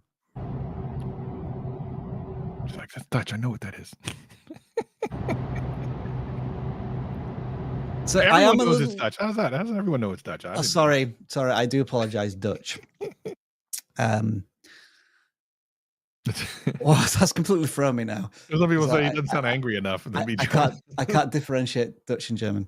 It has thrown me why you have some non-narrated videos that have English titles in them. Yeah. Versus videos that have Dutch titles and you're narrating in them. There could be a bit of a audience the ones that don't have any English in the video. All right. Thanks, everyone. All right, come on. As a German, it's not German. That's fair. I think the ones that the ones that don't have speaking in it, Pennsylvania. Now that's as someone who used to live in Pennsylvania. That's I think it's all right with like English titles if there's no speaking in it at all. But yeah, maybe in other ones, the thing is that you're mixing your viewership, which is not going to help YouTube find a good viewership for you. So when the auto dub feature comes out, this will be largely irrelevant. Yeah. So I'm wondering if you just push forward as it is now, as YouTube's going to kind of fix that problem, which wasn't something that we would have said a year ago. I don't know. Do you not think there also might be a bit of a disconnect whereby, okay, I'll click on a video and I'm listening to the narrator and they're guiding me through the video. Yeah. And so it's kind of, it's involved, it's engaging. And then I click on another video from the same channel and now there is no narration. And now what am I supposed to kind of lean back and it's more of an experience? Again, I just feel like there's different formats there that the audience may not necessarily connect with. Of course, you can A/B test this. Like, let's have a video with, I mean, you could almost release the same video with no narration and some narration and see which one the audience reacts to best. Anyway, I'm kind of forgetting what the questions were. So the thumbnails we talked about, try not to use AI thumbnails because I think the game can sell it if any of these are. And then, like, I guess this one is an interesting, a big load through tight streets. Could that thumbnail be more interesting?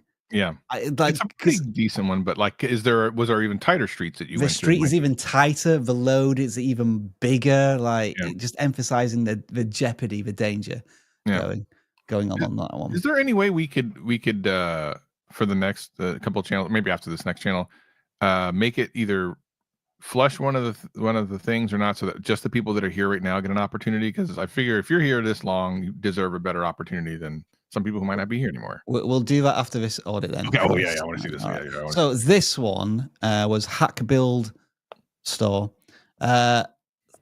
So the goal, they've got a very clear goal here. I like They that. want it to become their full-time job in 5 years. Love it.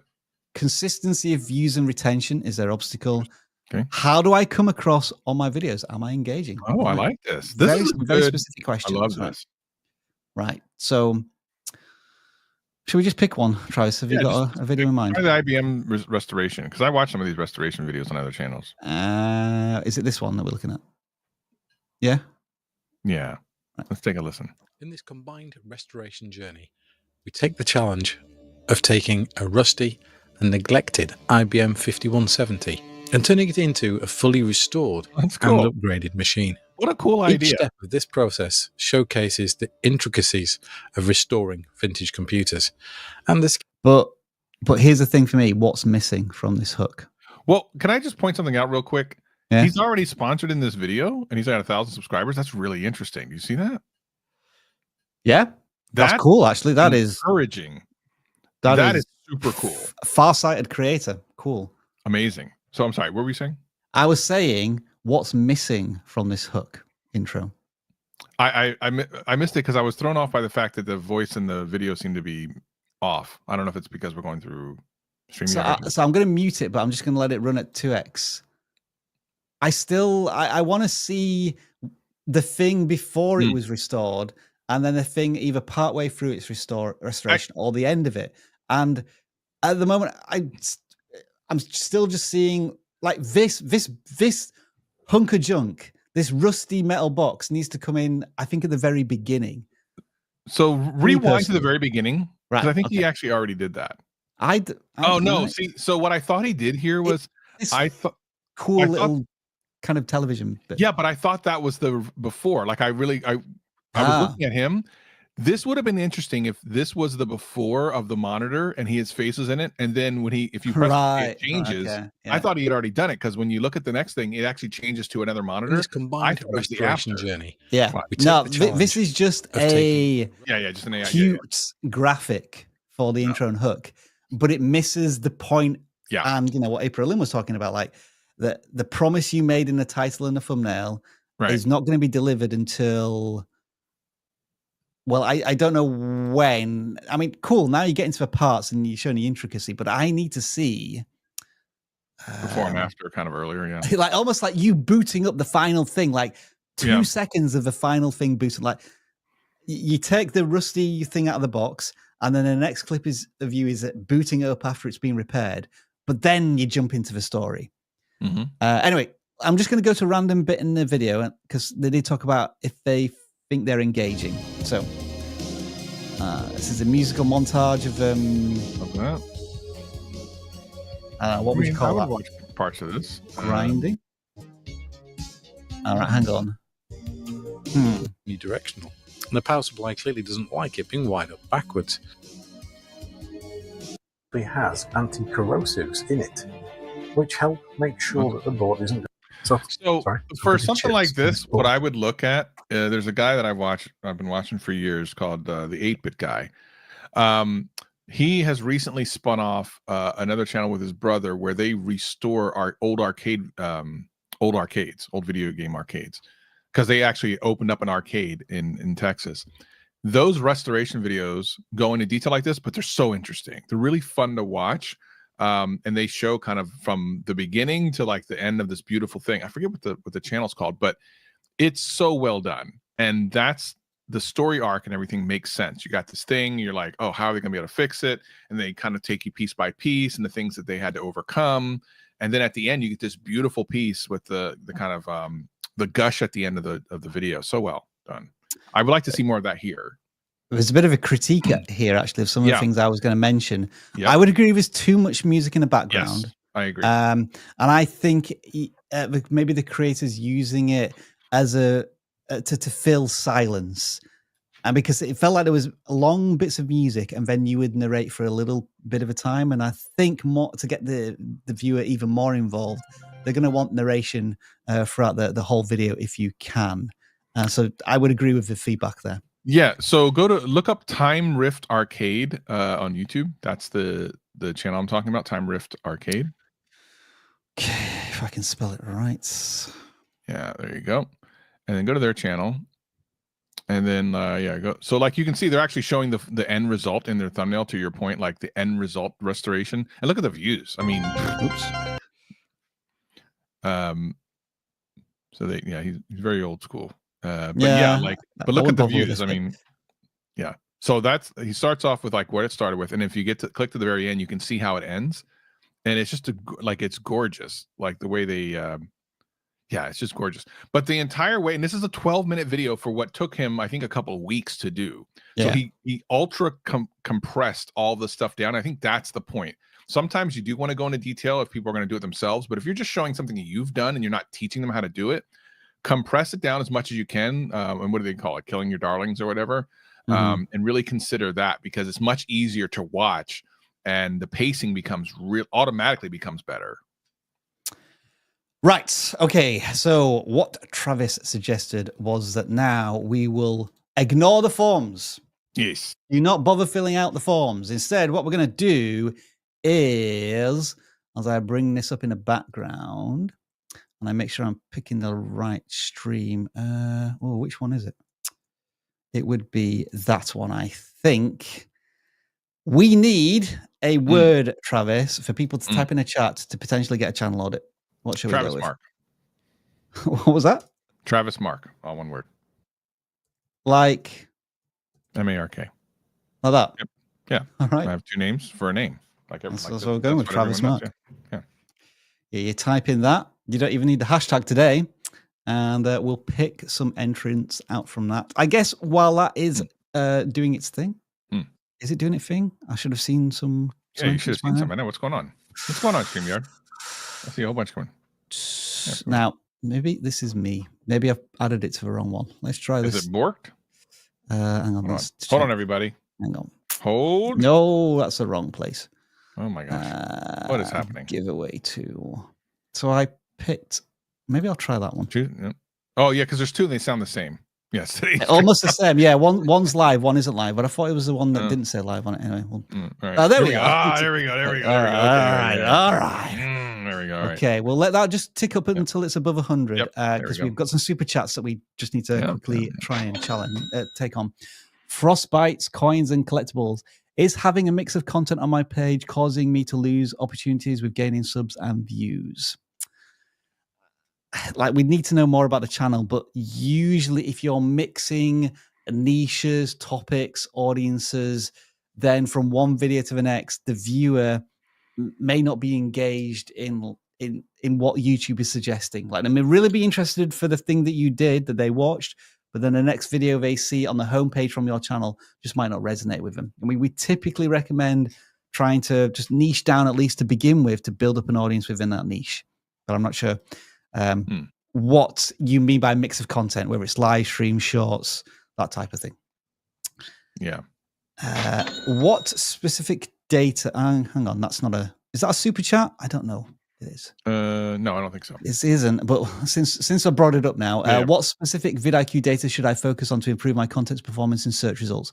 Thank you so much. I mean, you can look at traffic sources and see your view duration on the source. You also can see the click-through rate on the source, because different thumbnails work in different traffic sources differently. So that would be a good way to look. And if they're talking about vidIQ data specifically through the keyword research tool, then volume versus competition is basically the arbiter of opportunity. So if there's a lot of search volume and not much competition, then that's what you maybe want to capitalize on as well. And this one comes from Our Brown Farmhouse. When is it worth outsourcing thumbnails and or title help? We feel like that's our largest issue. You know what I would say? Our Brown Farmhouse. I like that. That's cool. Here's what I would say. First of all, that's a lot of kids. That's a lot of kids. How do you have time for YouTube? You got 27 kids. You got you got a whole team, a sports team of kids. Here's what I would say. Outsource it to them. Let's get them. Outsource it to your kids. Yeah. You know what? You're not entirely wrong, because some of them are going to be smarter than us very soon. But that is true.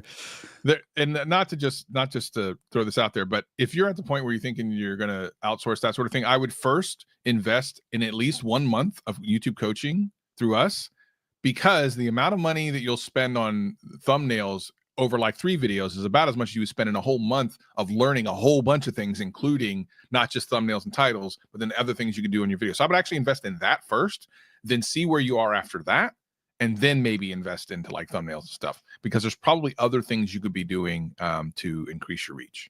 I'm also thinking that you don't have to outsource thumbnails and title help permanently. You could just do it as a one-off experiment for like a single video. So, you know, that maybe cost you like $50 one shot just to see if it does make a huge difference. Yep. So or you get Boost for Life and get our AI thumbnail tool, which is pretty good. Think about just the experimentation, a one-off as well. More on coaching, by the way, on Friday. Oh, very cool. A little bit of a tease. Draw now? A little bit of a tease. Well, we've got one more super chat. Last super chat. And then we're going to do some random drawing. Create and relate. What copyright material can I use? Oof, where do I start? We have the video on this. I literally did a whole video about this on the channel. So the example is they're currently creating art T-shirts of Michael Jackson and would like to use his music in the background whilst creating and adding photos and B-roll. I mean, this is all to do with transformation and how you transform the original content into something new. You are 100% going to get claimed. So let's just start there. It's going to get copyright if claimed. You're using the music, yeah. Yeah, 100%. Now, does that hurt your channel? No. Obviously, you'll make no money from the video itself. But if you're creating art and then selling the art later somewhere else, you might have a different problem because you're using, you know, Michael Jackson stuff, which definitely is owned by someone else. I don't know that I would put a lot of it. If this is just a passionate project or something, cool. But if you're expecting to make money off this, you might have a real uphill battle on a lot of fronts, because that's a very high-end IP, and someone's definitely going to defend it. So I don't know. If you're doing it for fun, you absolutely can do that. But if you're looking to try to make money, I'd probably think elsewhere. It is curious though, isn't it, Travis? Because we often recommend that creators tap into culture and popular things happening in the world and use that kind of as a trend jacking. Right. But there is a dividing line between that and then using somebody else's likeness to sell your own products. Yes. So we don't know whether this creator is just creating a cool T-shirt that they're just going to wear themselves and not intending to sell it. You know, that's probably all right. But monetization of that is, we wouldn't know where to start. We're not lawyers. Yeah. Is the usual disclaimer. Anywho. Thanks for the question, though. All right. So Travis Mark now has almost 200 entries. So let's draw one of these out and see what is delivered to us. Of course, we won't have any questions or like a way to learn more about the channel. So we're auditing by the seat of our pants, essentially. Right. Midnight Flies. We need to try and find the right channel. This can always be like a buzzard or something. Bit of an effort. I think, again, Vicky, if you're able to find the channel in the chat and then just paste it into private chats, that will help if we are unable to do so. Is it that one? Let me just check. No, similar to that. No, it's similar, different. But it's not the same. Yeah, it's not the same. Is that it? No, that's not it either. Oh wait, that is it. I think it is. I think that is. Yeah, that's it. Yeah. All right. Midnight Files, and not Flies. I think it's earlier. Dissecting movies and learning from them. Oh, right, cool. I think Vicky's just sent the. Yep. Yes, I have found the right channel. All right. Okay.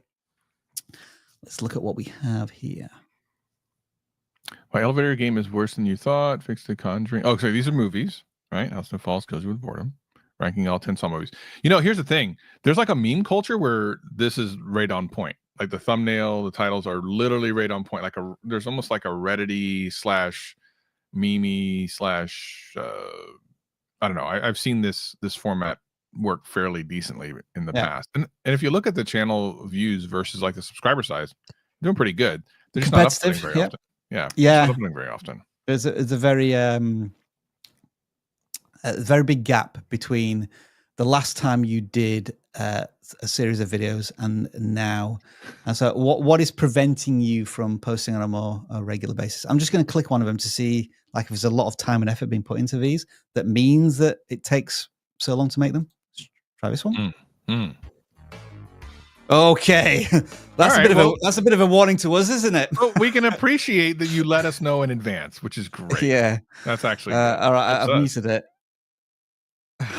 I don't want to turn on subtitles. Don't do that either. Oh god, but this is cool. From the editing, that looks pretty cool. Yeah. What if this happened?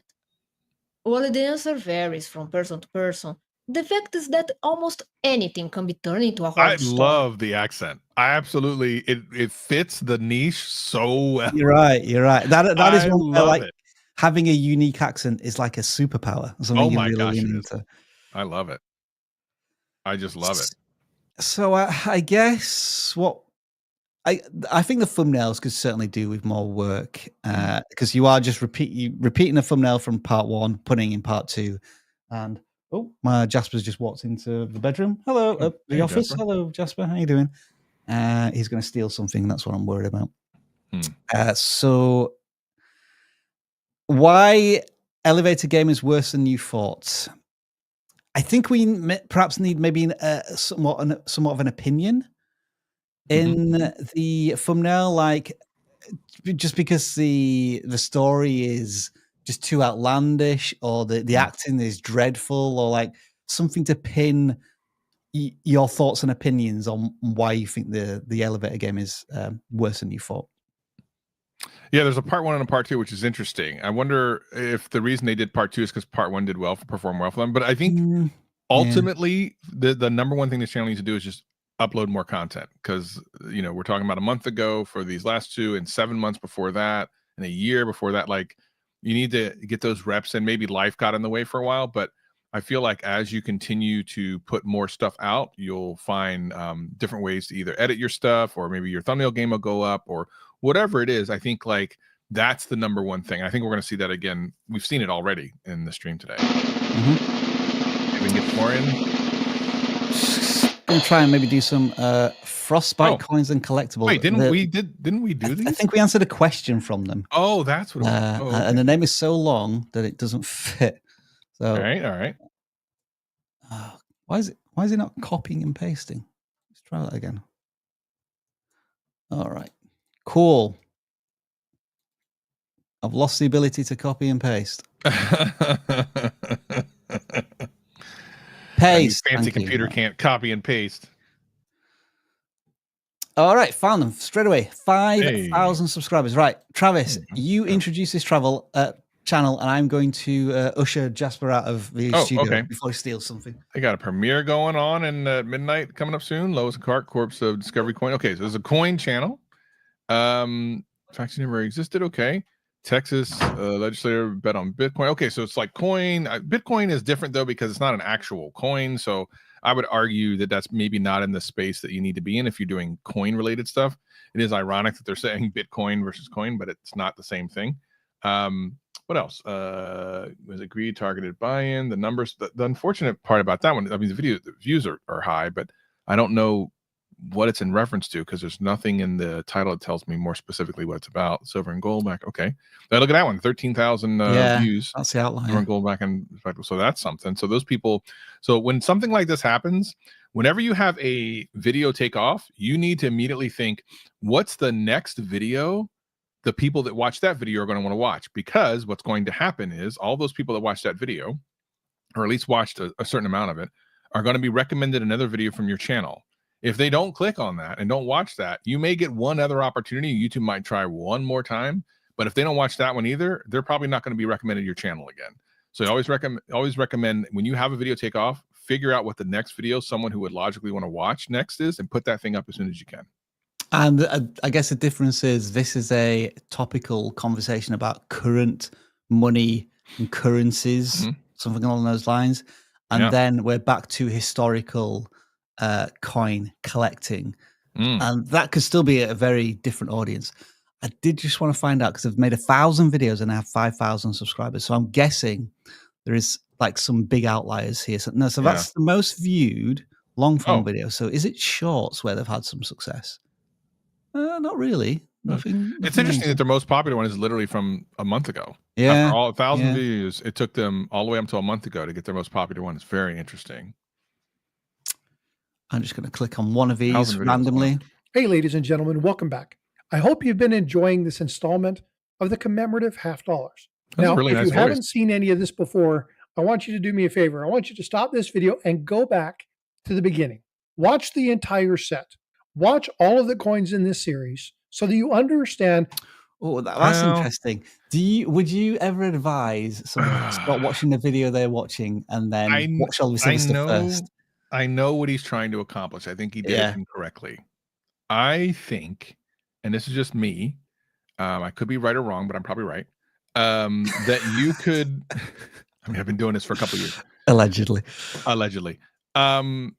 I know what you're trying to do. You're trying to get them to go back and watch other videos, but more importantly, trying to get them up to speed on this. I think what you do is you just progress through the video and go, and if you don't really understand this point or what I'm talking about, I actually covered this in a previous video. I'll leave a link in the description below. You can go back and watch it later. But don't tell people to click off, because if you tell people to click off, they might click off and just not do anything. Because the thing is, you're telling them to look for a video on your channel, and if they can't find it because they might not see this video for a year and it might be way buried, they just left. You told them to leave and they left. So don't do that. But definitely, obviously, link it in the description and such.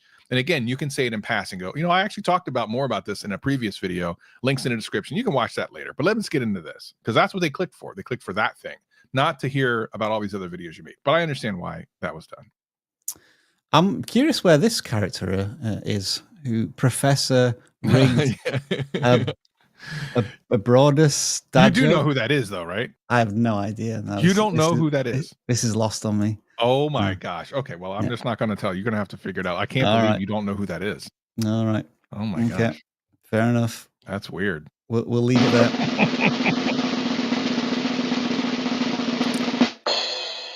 Yes, Lobguard, you're right. I think. Oh, we saw this person too. I think this person also posted a comment. Yeah, it's rigged. Johannes Matz, 2,000 subscribers. Hey. So do you want me to try and guess what language this is? Yes, please. I think it's German again. I'm going to go. No, I don't know. No, that's definitely not German. Well, I don't think it is. And it's somebody will embarrass me again in the comments. Yes. Right. Okay.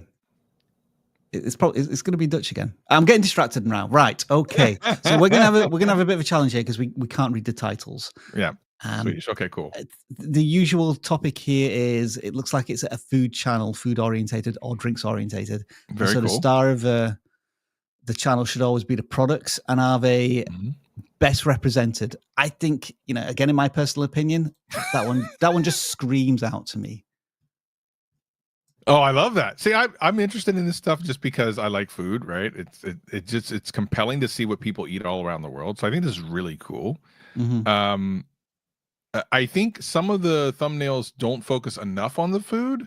Yeah. The burger one does. Like, it's great. It's right up in your face. You can kind of see in the background. I think that, and the drink next to it, I think that perspective makes sense. And even the one in the bottom right hand corner looks like a big turkey leg or something. What is that if you scroll down? Now, this is something where you kind of lose something in translation, and then this gets completely messed up in your head. This one, I don't know why, but I feel as if this is a Philly cheesesteak sandwich that you can buy from IKEA. I say that because of because of the branding, the colors, yeah.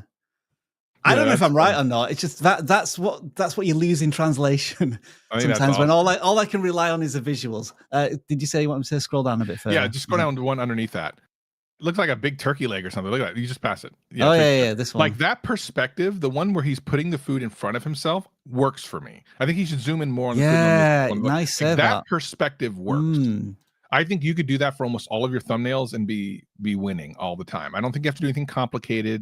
You don't have to go into Photoshop, do a whole bunch of things. Like, this works. I suddenly, I think something's clicked here for me. Yeah.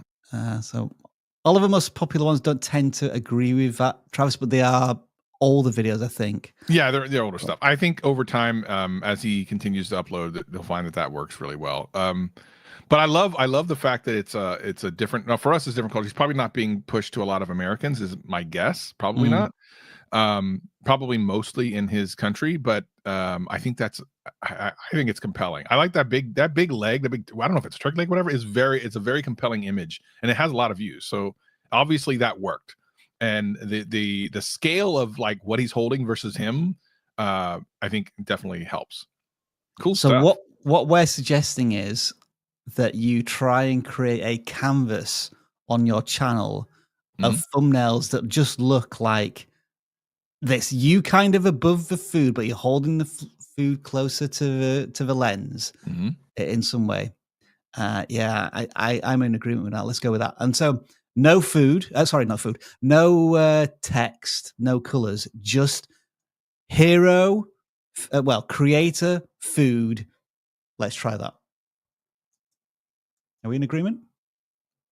Yes, definitely. Thank you, Travis. It's almost as if he's zoned out there. All right, I'm hearing that Travis. I'm hearing that Jasper is barking. I don't know if you can hear that. I think that is a clear sign that we need to bring this live stream to an end. We've gone an hour and 10 over time, which is pretty incredible. We do have just maybe a couple more super chats. One here from Jeep Psychology 101. Needing some tips for SEO, not getting reach beyond the chest beating Neanderthals. He always says that. I think the video I did a while back, it's on the main channel, like how I ranked for number one for key. I forget what I called it. But anyway, how YouTube search actually works. Probably explains that, because SEO is about search related stuff. But I don't know if you really need search related stuff. And I also think you're in a niche where there's a lot of that one particular type of viewer.